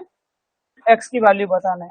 अब देखने में तो खतरनाक लगता है, बट होता है आसान है, अगर हम सही तरीके से कंपोनेंडो डिविडेंडो यूज करना जानते हैं तो थोड़ा आसानी से बना सकते हैं इसको।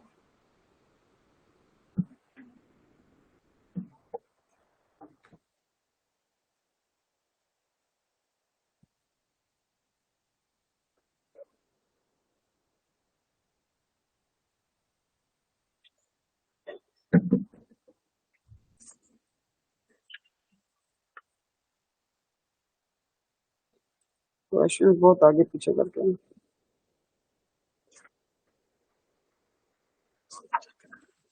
पेन एक चाहिएगा, पेन दीजिएगा जरा एक्स्ट्रा।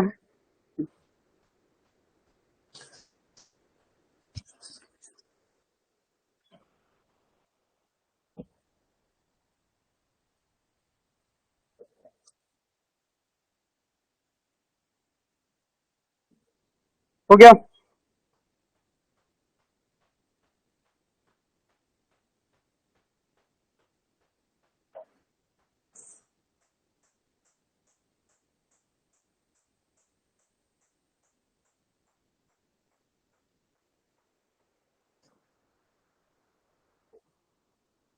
ठीक।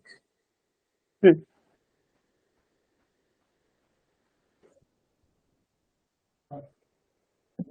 1 आ रहा है, 4/5, 4/5, अलग अलग आंसर आ रहे हैं, अलग अलग आ रहे हैं ना।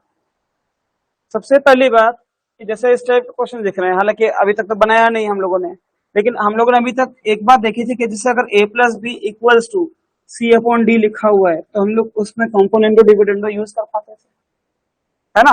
और जब भी क्वेश्चन आपको इस फॉर्मेट में मिल जाए कि कहीं पर जैसे एक वैल्यू लिखी हुई है p प्लस क्यू और एक कहीं पे वैल्यू लिखी है p माइनस क्यू और इक्वल्स टू 1/2, कुछ भी ऐसा लिखा हुआ है, आप इसमें कंपोनेंट और डिविडेंड लगा दीजिए, बड़ी आसानी से आंसर आ जाता है। यहाँ पे एक उन्हीं वैल्यूज में एक बार प्लस का साइन, उन्हीं वैल्यूज में एक बार माइनस का साइन है। अब आप देखो जरा, जैसे अभी बताया कि a plus B upon A minus B equal to C plus D upon C minus D, लिख सकते हैं ऐसा। सबसे पहली बात यहाँ पे क्या आप इसको 2/1 लिख सकते हो, तो लेफ्ट हैंड साइड को पहले फोकस करेंगे सबको। लेफ्ट हैंड साइड में अगर इस पूरे को अगर a ले लूं और इसको सिर्फ b ले लूं, हाँ, तो मैं a प्लस बी लिखूंगा ना पहले, तो सबसे पहले क्या हो जाएगा, under root 1 plus X plus under root 1 minus X, ये किसकी वैल्यू है, a की, है ना। b की वैल्यू लिखूंगा प्लस में, साइन चेंज नहीं हुए, क्या हो जाएगा, plus under root 1 plus X minus under root 1 minus X, ये क्या हो गया, a plus B divided by a minus B, under root 1 plus X plus under root 1 minus X, sign का ध्यान दीजिएगा, जब माइनस करेंगे तो अंडर रूट 1 माइनस 1 प्लस एक्स और माइनस माइनस प्लस हो जाएगा अंडर रूट 1 माइनस एक्स। यही काम आपको इधर भी करना, इक्वल टू 2 कर देंगे तो गलत हो जाएगा, इधर किया तो इधर भी करना पड़ेगा, इधर हो जाएगा 2 प्लस 1 और डिवाइडेड बाय, समझ गए, समझ गए सभी लोग। अब जरा नोटिस करो, ये नेगेटिव का अंडर रूट 1 माइनस एक्स है और ये पॉजिटिव वाला अंडर रूट 1 माइनस एक्स है, कट जाएगा। ये negative under root 1 plus X है, ये रूट 1 प्लस एक्स पॉजिटिव वाला, ये भी कट जाएगा। ऊपर क्या आया, double of under root 1 plus X, इधर क्या आया, double of under root 1 minus X equals to 1, लिखो ना लिखो कोई फर्क नहीं पड़ता है, कट जाएगा। होल स्क्वायर कर दीजिए, होल स्क्वायर कर दीजिए दोनों साइड, है ना, इधर से रूट हट जाएगा, तो 1 plus X upon 1 minus X equal to 9 upon 1, solve कर लीजिए, एक्स की वैल्यू हो जाएगी, नहीं क्लियर है।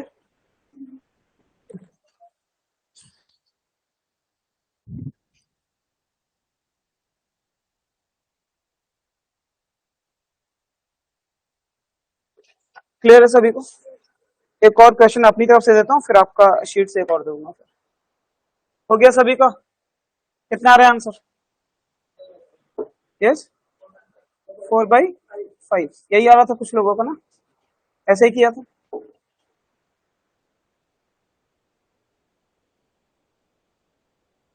क्वेश्चन दो दूसरा, लिख लिया सबने, लिख लीजिए।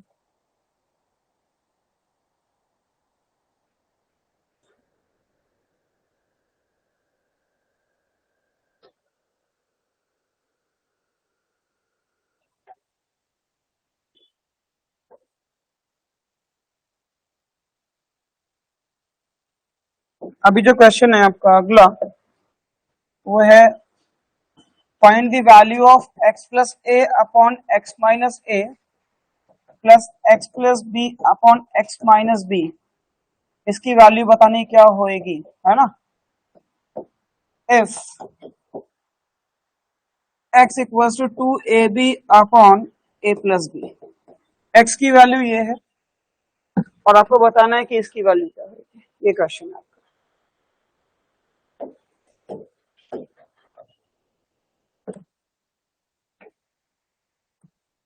इसके बाद से बेसिक बातें खत्म, फिर मैं क्वेश्चन स्टार्ट करूंगा और ऑब्वियसली ज्यादा अच्छे और लॉजिकल क्वेश्चन स्टार्ट करूंगा।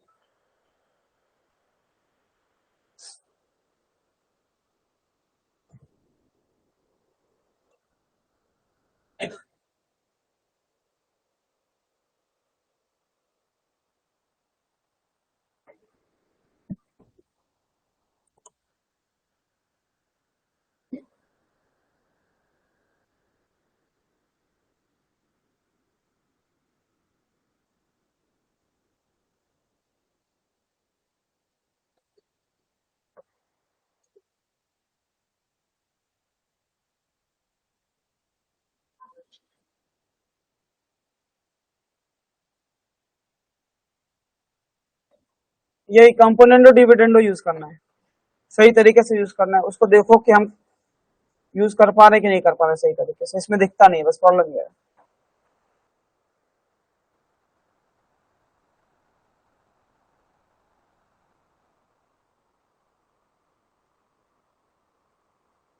बता तो मैंने दिया कि कंपोनेंडो डिविडेंडो यूज कैसे करना।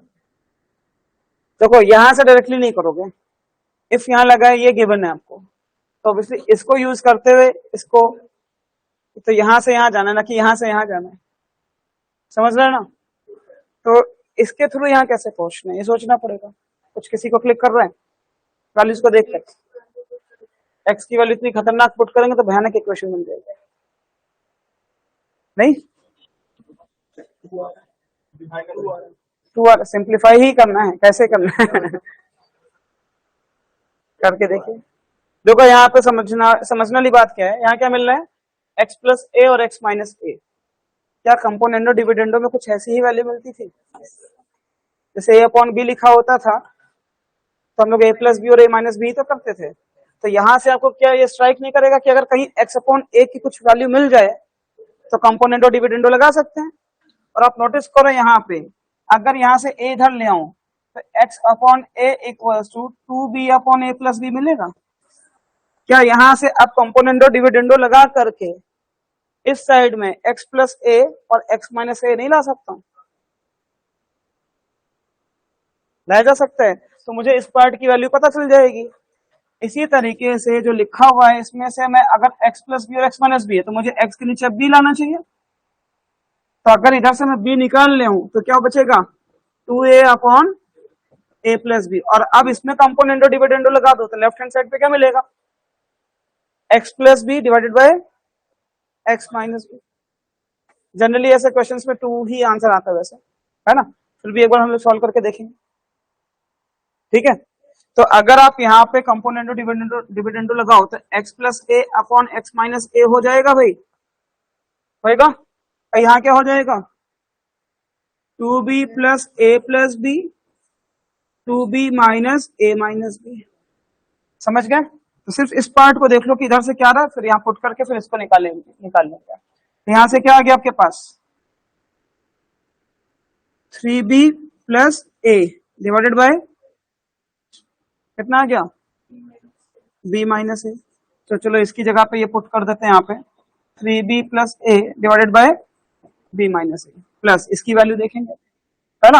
अब अगर इसकी वैल्यू देखना है तो x plus B upon X minus B करिएगा, तो 2a plus A plus B and 2a minus A minus B कितना आ गया, 3a प्लस बी और a माइनस बी। तो 3a प्लस बी और a माइनस, यहाँ पे क्या है b माइनस ए है, यहाँ क्या है, तो क्या डिनोमिनेटर को सेम बनाया जा सकता है, माइनस कॉमन ले लिया जाए, इसमें ले लो चाहे इसमें ले लो, इसमें ले लेते हैं।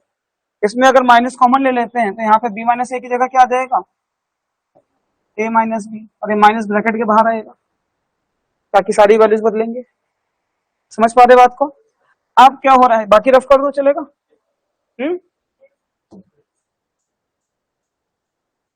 तो अब अगर यहाँ पे देखोगे तो डिनोमिनेटर वैल्यू सेम हो गई, तो एलसीएम लेना तो आसान है कि भाई आपको a माइनस बी ही लिखना है। यहाँ क्या आ जाएगा, माइनस का 3b माइनस का a प्लस का 3a और प्लस का b। तो आप नोटिस करो यहाँ आ रहा है a माइनस बी, उधर क्या आ रहा है भाई 2a प्लस माइनस, हाँ माइनस 2b, कॉमन ले लीजिएगा तो यहाँ पे आ रहा है a माइनस बी, यहाँ भी a माइनस बी कट जाएगा, फाइनली आंसर क्या आ गया। जनरली ऐसा क्वेश्चन में 2 ही आता है। ये एसएससी का बहुत फेवरेट क्वेश्चन है, जिन्होंने एसएससी सीजीएल वगैरह का पेपर का भी देखा, खूब क्वेश्चंस पूछता है इसका, इसकी ढेर सारी शॉर्ट ट्रिक्स बनी हुई हैं, खूब लोग दिखाते हैं वहां पे। हाँ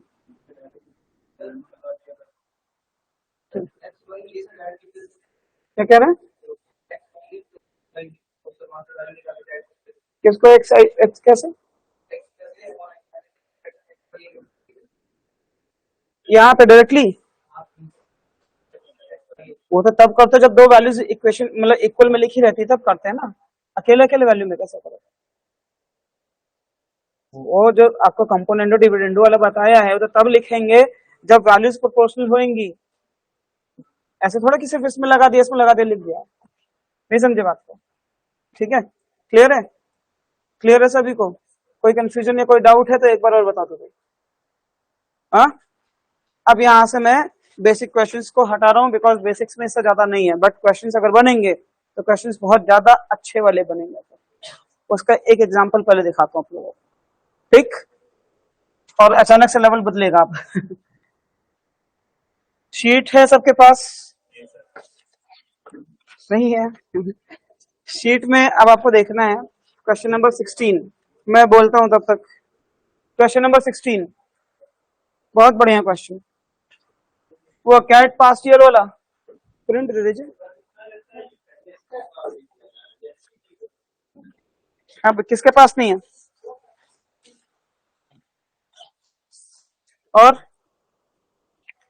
और कोई? सबको मिल गई? वासु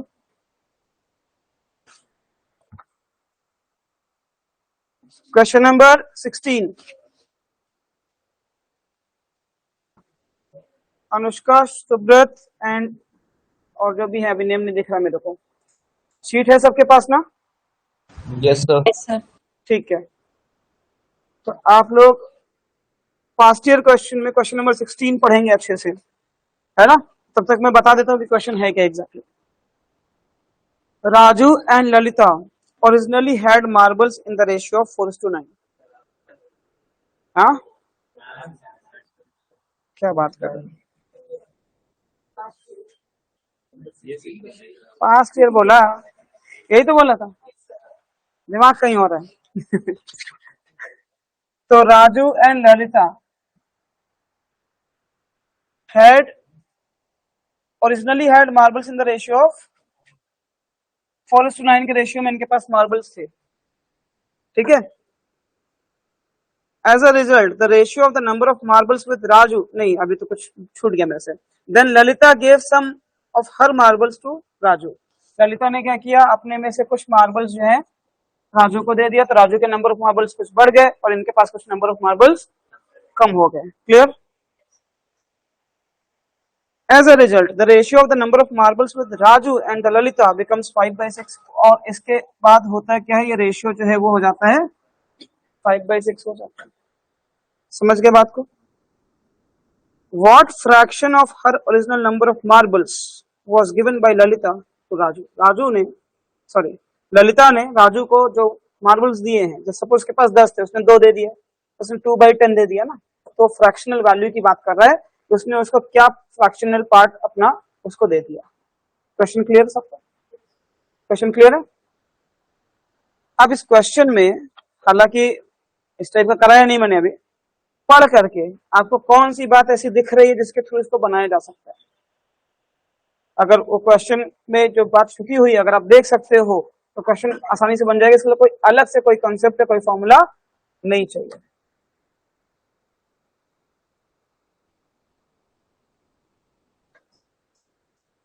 नहीं, आंसर नहीं, मतलब कैसे पहुंचे?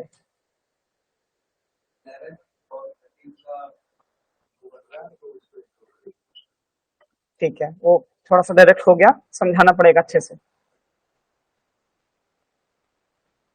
बता पाएंगे? आपने किया जो है ना बहुत डायरेक्ट, मतलब बताया सही है लेकिन बहुत डायरेक्ट बता दिया है, उसको और अच्छे से एलेबोरेट कर पाएंगे? समझ पाए उन्होंने जो बोला है? नहीं ना एक्चुअल में हो क्या रहा है कि राजू और ललिता हैं, इन लोग के पास कुछ नंबर ऑफ मार्बल्स रहे होंगे शुरुआत में, दोनों के पास कुछ कुछ थे। अब क्या क्वेश्चन में जो मार्बल्स लिए या दिए जा रहे हैं कहीं अलग से दिए जा रहे हैं, या जो उनके पास था उन्हीं में से दिया जा रहा है? उन्हीं में से दिया जा रहा है। इट मीन्स कि इनिशियली जो टोटल नंबर ऑफ मार्बल्स था और फाइनली जो टोटल नंबर ऑफ मार्बल्स है बोथ आर सेम। नहीं समझे बात को? इनिशियली जो नंबर ऑफ मार्बल्स था और फाइनली जो नंबर ऑफ मार्बल्स है वो दोनों इक्वल होने चाहिए। पहले वो वैल्यू 11 का मल्टीपल होएगा, नंबर ऑफ मार्बल्स है तो मार्बल्स पॉइंट्स में नहीं होएंगे, मार्बल कंप्लीट वैल्यू होएगी, 1 मार्बल 2 मार्बल ऐसे। समझ गए बात को? तो इसके पास अगर 4 रहे होंगे तो यहाँ 9 रहे होंगे, 9 एंड 4 कितने हो गए? 13। तो वो नंबर ऑफ मार्बल्स क्या होना चाहिए? 13 का कोई मल्टीपल रहा होगा, क्या रहा होगा हमें नहीं पता, वो नंबर ऑफ मार्बल्स 13 का मल्टीपल रहा होगा। बात समझ में आती है? और जब कुछ इधर उधर लिए दिए गए, फाइनली रेशियो 5/6 हो गया। Now the ratio of the number of marbles is what? 5/6, some is 11। अब वही नंबर ऑफ मार्बल्स हैं बट सम इज 11, मतलब number of marbles should be a multiple of 11 also. 13 का भी मल्टीपल होना चाहिए और 11 का भी मल्टीपल होना चाहिए। तो 13 का भी हो 11 का भी हो, we just need to find a common multiple. क्या आ जाएगा भाई? 13 और 11 का मल्टीपल, कॉमन मल्टीपल क्या होता है? 143। तो हम लोग ये अज्यूम कर लेंगे कि यहाँ पर टोटल 143 मार्बल्स थे, इससे ज्यादा भी हो सकते हैं, बट अभी यही अज्यूम कर लेंगे कि 143 मार्बल्स थे। तो अगर 143 मार्बल्स थे तो इनिशियली राजू के पास कितना आएगा भाई? 13 से डिवाइड करिएगा ना भाई, 13 पार्ट्स में गया ना, तो 4/13 इधर जाएगा और 9/13 इधर जाएगा, टोटल कितना है? 13। तो आप अगर यहाँ पे 4/13 करिएगा तो कितना आ जाएगा? 44। और ऐसे समझो आप कि यहाँ टोटल कितने पार्ट्स हो गए? 13, और इसको अगर 13 से डिवाइड करोगे तो हर एक पार्ट की वैल्यू कितनी आएगी? 11। तो 4 पार्ट का मतलब क्या हो गया? 44। 9 पार्ट्स का मतलब क्या हो गया? 99। यहाँ कितने पार्ट्स में ब्रेक करना है? 11 पार्ट्स में। इसको 11 से डिवाइड करोगे तो क्या देगा? 13। तो हर एक पार्ट की वैल्यू कितनी आएगी? 13। तो 5 पार्ट की वैल्यू कितनी आएगी? 65। 6 पार्ट की वैल्यू कितनी आएगी? 78। समझ गए बात को? अब आप देखो कि राजू के पास इनिशियली कितने थे? 44 थे, अभी कितने हैं? कितने बढ़ गए? 21 ना। इनके पास इनिशियली कितना था? कितने घट गए? इनके पास उतना ही बढ़ेगा जितना इनके पास घटेगा, तभी तो सम बराबर रहेगा भाई। समझ गए बात को? तो ललिता ने राजू को कितने मार्बल्स दिए? 21 मार्बल्स दिए। ये तो मतलब हुआ ललिता ने राजू को कितने मार्बल्स दिए? 21 मार्बल्स दिए। ललिता के पास थे कितने? 99। तो आप बोलोगे 21/99। क्या आप उसको सिंप्लीफाई कर सकते हैं?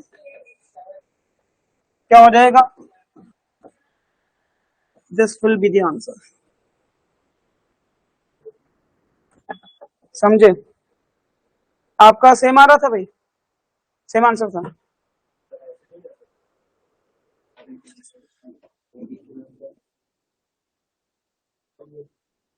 बात वही है, रेशियो बना लेंगे, इक्वेशन बन जाएगी, सॉल्व कर लेंगे। ठीक है, मैं हमेशा इक्वेशन से भागता हूँ, है ना? क्लियर? भाई देखो, इसके पास इनिशियली कितने थे? अभी ललिता के पास कितने बचे? तो भाई कितने कम हो गए? तो मतलब उसने 21 दिए होंगे तभी तो 21 कम हुए, और इनिशियली कितने थे? तो क्या पूछा है आपसे? क्लियर? Clear everyone? गुड। एक कैट वाला है, लेकिन अभी शीट वाला बाद में पूछूंगा, एक मैं अपनी तरफ से पूछूंगा, और एक क्वेश्चन थोड़ा सा मुझे समझाना पड़ेगा आप लोगों को। क्वेश्चन लिखिएगा नहीं, अभी क्वेश्चन मैं ग्रुप पे डाल दूंगा, सबको मिल जाएगा। सभी लोग ग्रुप पे हैं अभी? नए वाले हो सकता है ना हो, नए वाले लोग नहीं होंगे, तो जब भी आएंगे ग्रुप पे तो क्वेश्चन मिल जाएगा, वरना इतना तो मैं समझा दूंगा कि आपको समझ में आ जाएगा। शॉर्ट में लिख लीजिएगा, तब तक मैं ग्रुप पे डाल देता हूँ क्वेश्चन। जितने लोगों के पास है उनको तो मिल जाएगा, मतलब जो लोग ग्रुप पे हैं। और ये कैट में बहुत पहले आया है क्वेश्चन, बहुत बढ़िया है, 1991 का है।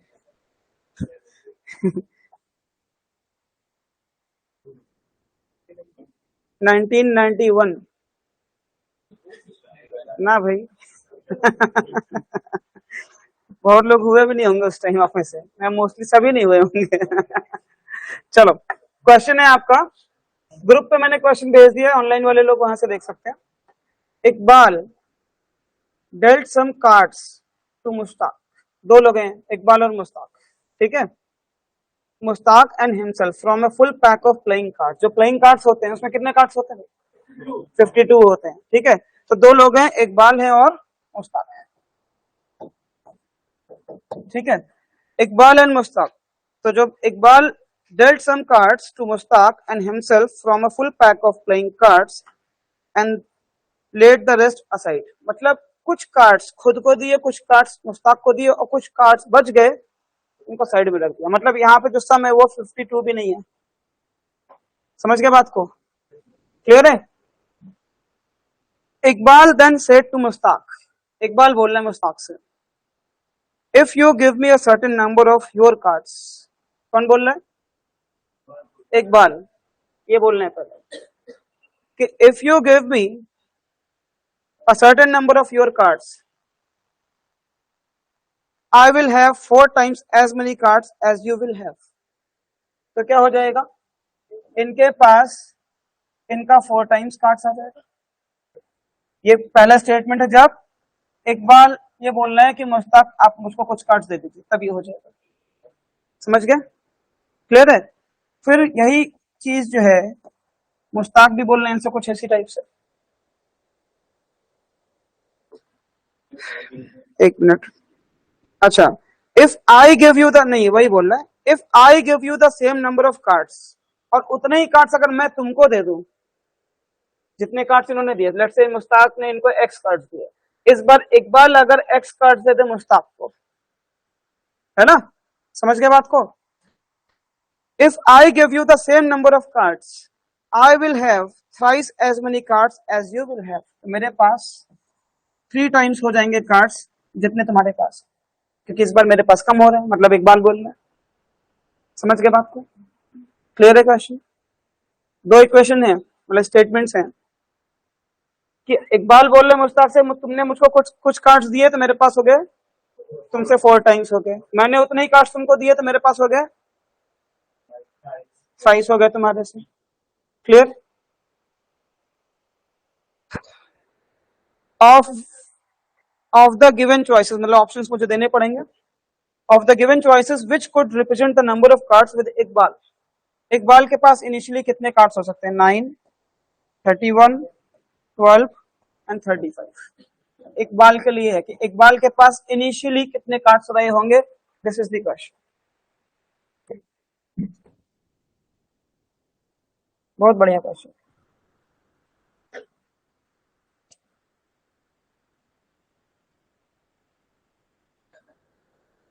और पहले के टाइम पर थीटा वाला क्वेश्चंस होते नहीं थे, लिखने वाला सब ऑप्शंस वाले होते थे। तो हाँ, OMR शीट मिलती थी, तो वहां पर ऑप्शंस का बहुत ज्यादा यूज होता था। क्वेश्चन इस टाइप से बनाए जाते थे कि ऑप्शंस को भी यूज किया जाए। अब जो है ऐसे बनाए जाने लग गए हैं कि ऑप्शंस का बगैर यूज करे भी आंसर आ जाते हैं, है ना? फिर भी देखेंगे हम लोग। क्वेश्चन समझ में आया सभी को? 31 आ रहा है आपका आंसर। चलिए देखते हैं अभी। सोचिए, लॉजिक वही है जो पिछला क्वेश्चन सॉल्व किया हम लोगों ने, बट ये 1991 का है। सोचो बहुत पहले का है। उस टाइम स्पीड टेस्ट होता था, 50 क्वेश्चन आते थे, उसमें से एक ऐसा क्वेश्चन आया है। और जो आपको पिछला कराया वो 2018 का था, राजू ललिता वाला 2018 का था। इसके लेवल का हाफ लेवल है वो, लगभग 30-32 साल के बाद, नहीं 18 का है ना, लगभग 30 साल के बाद आया। तो 90s वाले पेपर्स बनाना आप लोगों के लिए इंपॉर्टेंट है, या कैट के सारे प्रीवियस के पेपर्स बनाना इंपॉर्टेंट है अगर कैट के पेपर के लिए जा रहे हो। तो आरना का आंसर आ चुका है, चेक करेंगे अभी सही है कि नहीं। ऑनलाइन वाले बताए भाई, या यहाँ किसी का आंसर आ गया है किसी और का भी तो बताएं। और अगर आंसर आ गया है तो कोशिश ये किया करो आप लोग कि उसको अच्छे से समझा सकें, लेकिन मैं पूछूंगा तो जरूर, है ना? तो उस पर थोड़ा सा फोकस करो, क्या किया है उसमें, क्लैरिटी है या नहीं है।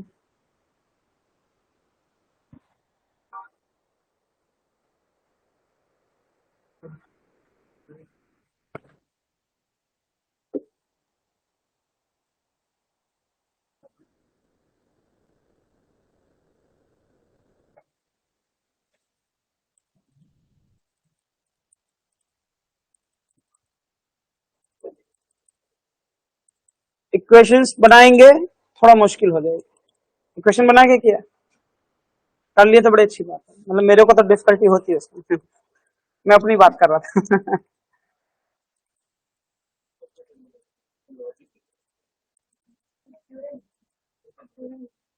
12, इकबाल के बाद के पास इनिशियली 12 कार्ड्स थे आपके अकॉर्डिंग। देखते हैं और कोई आंसर नहीं, चलिए कोई बात नहीं, थोड़ा सोचें, बाकी लोग भी सोच करके बताएं।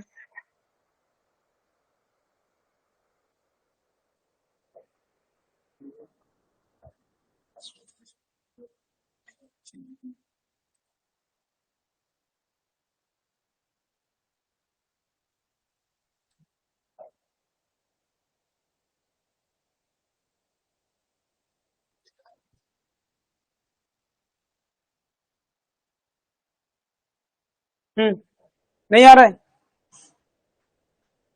चलो भाई यार ना, बताओ कैसे, बताओ।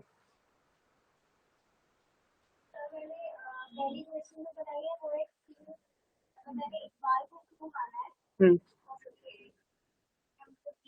ठीक है।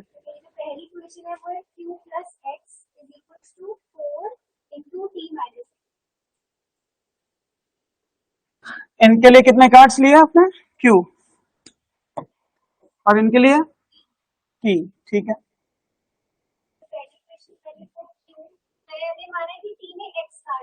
ठीक है, तो Q प्लस एक्स और P माइनस एक्स है ना, इज इक्वल्स टू, यहां से एक इक्वेशन बन जाएगी, फिर इधर से भी वही काम करेंगे, ठीक है, सॉल्व कर लेंगे, बन सकता है।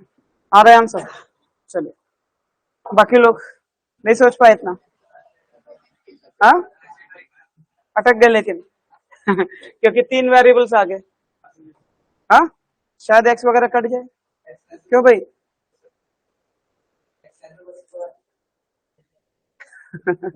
चलो कोई बात नहीं, फिर से एक बात सोचो भाई, जितने भी कार्ड्स डिस्ट्रीब्यूट किए गए हैं और कुछ कार्ड्स को हटा दिया गया है, तो चाहे ये वाला केस हो चाहे ये वाला केस हो, टोटल नंबर ऑफ कार्ड्स क्या होएगा? सेम ही होएगा भाई, चाहे 4:1 में उसी कार्ड को, जितने नंबर ऑफ कार्ड्स मतलब हटा दिए गए, जो बचे नंबर कार्ड से जो डिस्ट्रीब्यूट किए गए, क्या वो 5 का मल्टीपल होएगा? क्या वही 4 का भी मल्टीपल होएगा? तो number of cards with Mushtaq and Iqbal should be a multiple of 4 and 5 both, it should be a multiple of 20, but 4 से भी डिविजिबल हो 5 से भी डिविजिबल हो, तो मैं क्या बोलूंगा कि भाई डिविजिबिलिटी रूल सिखाया ना, कोई नंबर 4 से भी डिविजिबल है और अगर 5 से भी डिविजिबल है तो नंबर 20 से भी डिविजिबल होएगा, तो number of cards with Mushtaq and Iqbal can be 20 और 40 ओनली, 60 नहीं हो सकता। प्लेइंग कार्ड्स में कितने कार्ड्स होते हैं? 52, the number of cards with them could be either 20 or 40, clear? अब आप चाहो तो ऑप्शंस को यूज कर सकते हैं, हाँ समझ गए बात को, कौन सा ऑप्शन यूज कराना चाहते हैं बताओ? हाँ हाँ, तो भाई जब 31 लोगे तो ऑब्वियसली 40 वाला केस है, सिंपल सी बात है भाई, और किसके पास ज्यादा है? इकबाल के पास ज्यादा है, तो अकॉर्डिंगली सोचेंगे हम लोग, तो कौन सा ऑप्शन लो भाई? अरे वो वैल्यू नहीं है, ऑप्शन की बात कर रहा हूं, 9 ले लू, चलो अगर मैं यहां पर यह अज्यूम कर लूं कि इनके पास, इकबाल के पास इनिशियली 9 कार्ड्स थे, तो इनके पास कितने हो जाएंगे? 31। मुश्ताक के पास कितने हो जाएंगे? 31, बिकॉज मैं अगर 40 वाला केस ले रहा हूं तो अभी 20 वाला भी ले लूंगा भाई, ठीक है, तो इधर 9 हो गया, इधर 31 हो गया, समझ गए बात को, क्लियर है? अच्छा, उसके बाद इसी 40 को आप 4:1 में डिवाइड करोगे तो इधर 32 आ जाएगा, इधर 32 आ जाएगा, और इधर क्या जाना चाहिए? 8 आ जाना चाहिए, बात समझ में आती है, क्लियर? और यहाँ पे क्या हो जाना चाहिए? यहाँ पे 30 हो जाना चाहिए, और यहाँ पर क्योंकि सम तो टोटल, तो हर जगह पर सम क्या होना चाहिए? 40 रहना चाहिए, समझ पा रहे बात को? इनिशियली कितने कार्ड्स थे मुश्ताक के पास? कितने कार्ड्स थे? 31, तो अगर मुश्ताक के पास फाइनली 8 बचे, अगर मुश्ताक के पास फाइनली 8 कार्ड्स बचे, तो मुश्ताक ने कितने कार्ड्स दिए होंगे इकबाल को? 23 कार्ड्स दिए होंगे, तो पहले मुश्ताक इकबाल को 23 कार्ड्स दे रहे थे, तो रेशियो इज दिस। फिर इकबाल ने क्या बोला कि अगर मैं भी इतने ही कार्ड्स तुमको दे देता, और इनके पास 9 कार्ड्स थे, ये 23 कार्ड्स दे पाएंगे? नहीं दे पाएंगे। नहीं समझे? ये ऑप्शन यहीं पर हट जाएगा। 40 के साथ, 20 के साथ भी बना सकते हैं, तो बना करके देख लिया जाए। हाँ, तो अगर हम यहाँ पे इसकी जगह पर 11 कर दे तभी तो 20 होएगा, और 20 को अगर 4:1 में ब्रेक करोगे तो क्या हो जाएगा? यहाँ पे 16 हो जाएगा, और यहाँ पर 4 हो जाएगा, और यहाँ पे क्या हो जाएगा भाई? 15 और 5 हो जाएगा। आप यहीं से कंपेयर करिएगा भाई, मुश्ताक के पास 11 थे, अभी कितने बचे? 4। तो मतलब मुश्ताक कितने कार्ड्स दे रहे हैं? 7। इनके पास इनिशियली कितने थे? ये अगर 7 देंगे तो कितने बचेंगे? आ रहा है? नहीं आ रहा, मतलब ये वैल्यू गलत है। क्लियर है सभी को? कोई डाउट? अगर मैं इस ऑप्शन को यूज करता हूँ 31 वाले को, आपका आंसर 31 आ रहा था इकबाल के लिए ना, तो इसको यूज करके देखिए। 31 आएगा। ठीक है,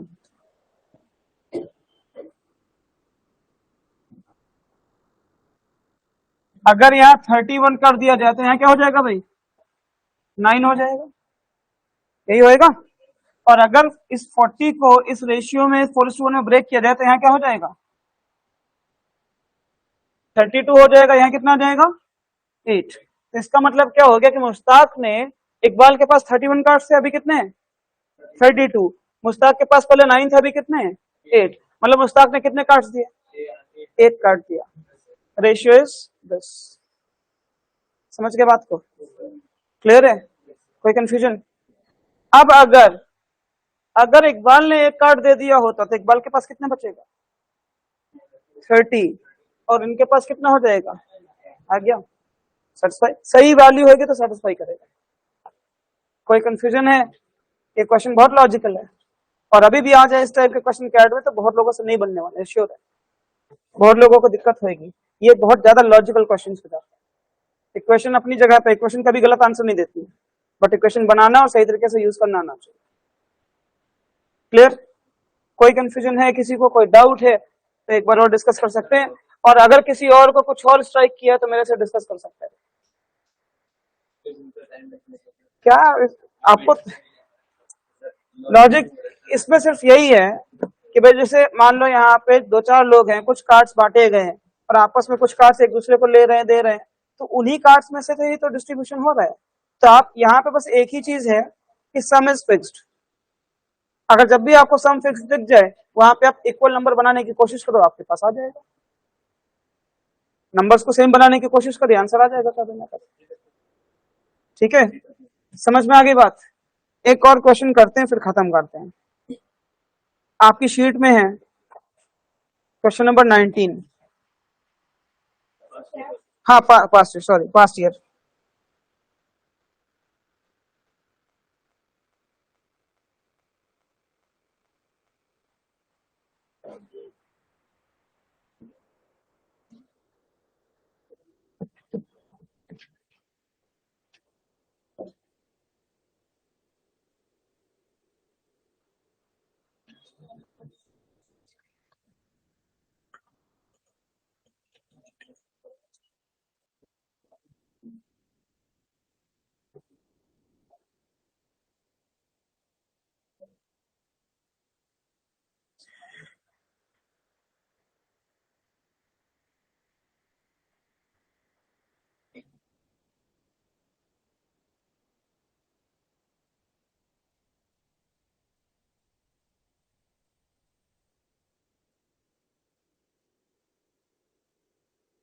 इसमें एक चीज और स्ट्राइक करिए, बताऊं क्या?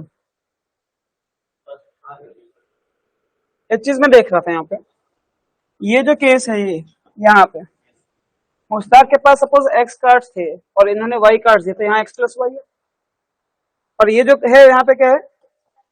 X minus y. मतलब ये केस और ये केस का जो डिफरेंस होना चाहिए वो 2y होना चाहिए, मतलब कि इवन नंबर होना चाहिए, मतलब एक इवन नंबर होना चाहिए। बात समझ पा रहे हैं भाई? एक जगह पे क्या कर रहे हो आप?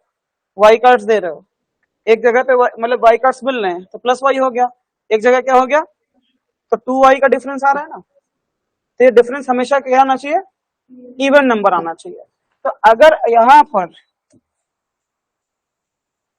4:1 था, यहाँ 3:1 था, तो मैंने बोला कि value should be multiple of 20। तो अगर आप 20 लेके चलते तो यहाँ 16 आ जाता, यहाँ 4 आ जाता, है ना, और यहाँ पे क्या आ जाता 15, और यहाँ पे क्या आ जाता 5 आ जाता। ये डिफरेंस कितना आया 1 का, डबल तो है नहीं, तो मतलब 20 वाला पॉसिबिलिटी एलिमिनेटेड, 20 वाला पॉसिबिलिटी इज। और जैसे आप 40 कार्ड्स बनाते, समझिएगा, तो यहाँ पे आप लिखते 32, है ना, यहाँ पे आप लिखते 8, यहाँ पे आप लिखते 30, और यहाँ पे लिखते आप 10। डिफरेंस कितने का है, मतलब एक कार्ड लिया दिया जा रहा है, सिर्फ एक कार्ड लिया और दिया जा रहा है, समझे बात को, क्लियर है। तो अगर एक कार्ड लेने के बाद इसके पास 32 हो जाता है, और एक कार्ड देने के बाद इसके पास 30 हो जाता है, मतलब इनिशियली क्या रहेगा 31, दोनों के बीच का नंबर जो है वही इकबाल के पास इनिशियली रहा होगा 31। This is the answer, clear, ज्यादा बेटर, समझ में आया सभी को ये वाला, अरे हाँ या ना भाई। चलो जो 19th वाला है उसको समझते हैं क्या। A stall sells popcorn and chips in a packet of 3 sizes: large, super and jumbo, large, super and jumbo, ठीक है। The number of large, super and jumbo packets in its stock are in the ratio of 7, 17 and 16। In number of, तो यहाँ पे packets दे रखे हैं आपको, and 6:15/14 for the, अच्छा popcorn है और चिप्स अलग अलग है, ठीक है। तो ये जो पहले यहाँ पे number of large, super and jumbo in stocks are in the ratio of, ठीक है, फॉर पॉपकॉर्न, ये पॉपकॉर्न के लिए, ठीक है, एंड 6, 15 एंड 14 फॉर चिप्स। तो मतलब चिप्स के जो पैकेट्स हैं उनका रेशियो ये है नंबर्स का, और जो पॉपकॉर्न के जो पैकेट्स उनका रेशियो ये, अलग अलग, दो अलग अलग चीजें अपने पास चल रही है। If the total number of popcorn packets in its stock is the same as that of the chips packets, जितने भी चिप्स पैकेट्स हैं और जितने पॉपकॉर्न पैकेट्स हैं, दोनों का नंबर जो टोटल नंबर है वो क्या है, सेम है। समझ गए बात को, सेम वाली बात बताई थी थोड़ी देर पहले, उसी को फिर यूज कर रहे हैं यहाँ पे। Then the number of jumbo popcorn packets, इसका ratio, and the jumbo chips packets are in the ratio। तो इसका रेशियो पूछ रहा है, अभी 16, 16 और 14 का नहीं पूछ रहा कि इसका रेशियो निकाल के बता दो, पहले एक्चुअल रेशियो निकालना पड़ेगा तब हम लोग सॉल्व कर पाएंगे, क्लियर है। तो इसने बोला क्या है आपसे कि जो नंबर ऑफ चिप्स पैकेट्स हैं और जो नंबर ऑफ पॉपकॉर्न पैकेट्स है, दोनों आपस में कैसे हैं, इक्वल है। तो जरा एक बार सोचो कि यहाँ पे सम कितना आ रहा है, यहाँ पे सम आ रहा है 40, तो ये वैल्यू है 40 का मल्टीपल, यहाँ सम कितना आ रहा है, ये वैल्यू है 35 का मल्टीपल। तो पहला काम क्या करना चाहिए, पहले नंबर्स को सेम, जैसा क्वेश्चन बोला है वैसा करो, नंबर्स को सेम बना लो। दोनों का कॉमन मल्टीपल क्या दिख रहा है 280, तो अगर 280 दिख रहा है आप एलसीएम निकालना पड़ेगा भाई, इन दोनों का एलसीएम निकाल लो, 280 आ रहा है, तो इसको 280 बनाने के लिए क्या करोगे आप, इसको 280 बनाने के लिए क्या करेंगे, 7 से मल्टीप्लाई करोगे ना, 40 into 7 तभी तो 280 आएगा, और इसको 280 बनाने के लिए क्या करिएगा 8 से मल्टीप्लाई करिएगा, समझ गए। सबको मत मल्टीप्लाई करो, जो वैल्यू चाहिए उसको कर लो ना, नहीं समझे बात को। तो जंबो पॉपकॉर्न पैकेट्स कितने हो जाएंगे भाई 16 into 7, एंड जंबो ही है ना, हाँ, एंड जंबो चिप्स पैकेट्स कितने हो जाएंगे 14 into 8, इनका रेशियो पूछा है, 8 से ये कट जाएगा 2 हो जाएगा, 7 से ये कट जाएगा इधर 2 हो जाएगा, 2 से 2 कट जाएगा, आंसर इज 27 हो जाएगा। ये कैट का क्वेश्चन है। सिर्फ क्या बोला है, नंबर्स को सेम बनाना है। ये जितने मैंने क्वेश्चंस कराए हैं अभी, तीनों क्वेश्चंस कैट के हैं। मैंने जानबूझ के भी शीट से नहीं कराए हैं, तीनों क्वेश्चंस कैट के हैं, जहां पे एक ही लॉजिक है एवरी टाइम। और भी क्वेश्चंस हैं, मैंने भी निकाले नहीं है, जहां पे ये जो सेम नंबर को डिस्ट्रीब्यूट किया जा रहा है अलग अलग रेशियोज में, इसका यूज करके कम से कम 8 से 10 बार क्वेश्चंस आए हैं। आप अगर कैट पेपर्स खोजेंगे, निकालेंगे, तो आपको ऐसे क्वेश्चंस मिलेंगे। तो अभी एक बात दिमाग में रख लो कि जब नंबर सेम है तो आप कॉमन मल्टीपल बना करके क्वेश्चन को आसान बना सकते हो। क्लियर है सभी को? तो आज की क्लास में और कुछ नया नहीं कराऊंगा, सिर्फ आज की क्लास में बेसिक्स के अलावा जो एक कंसेप्ट कराया है वो ये है कि जब नंबर सेम हो तो उसमें क्या काम है। आई होप ये क्लियर है सभी को।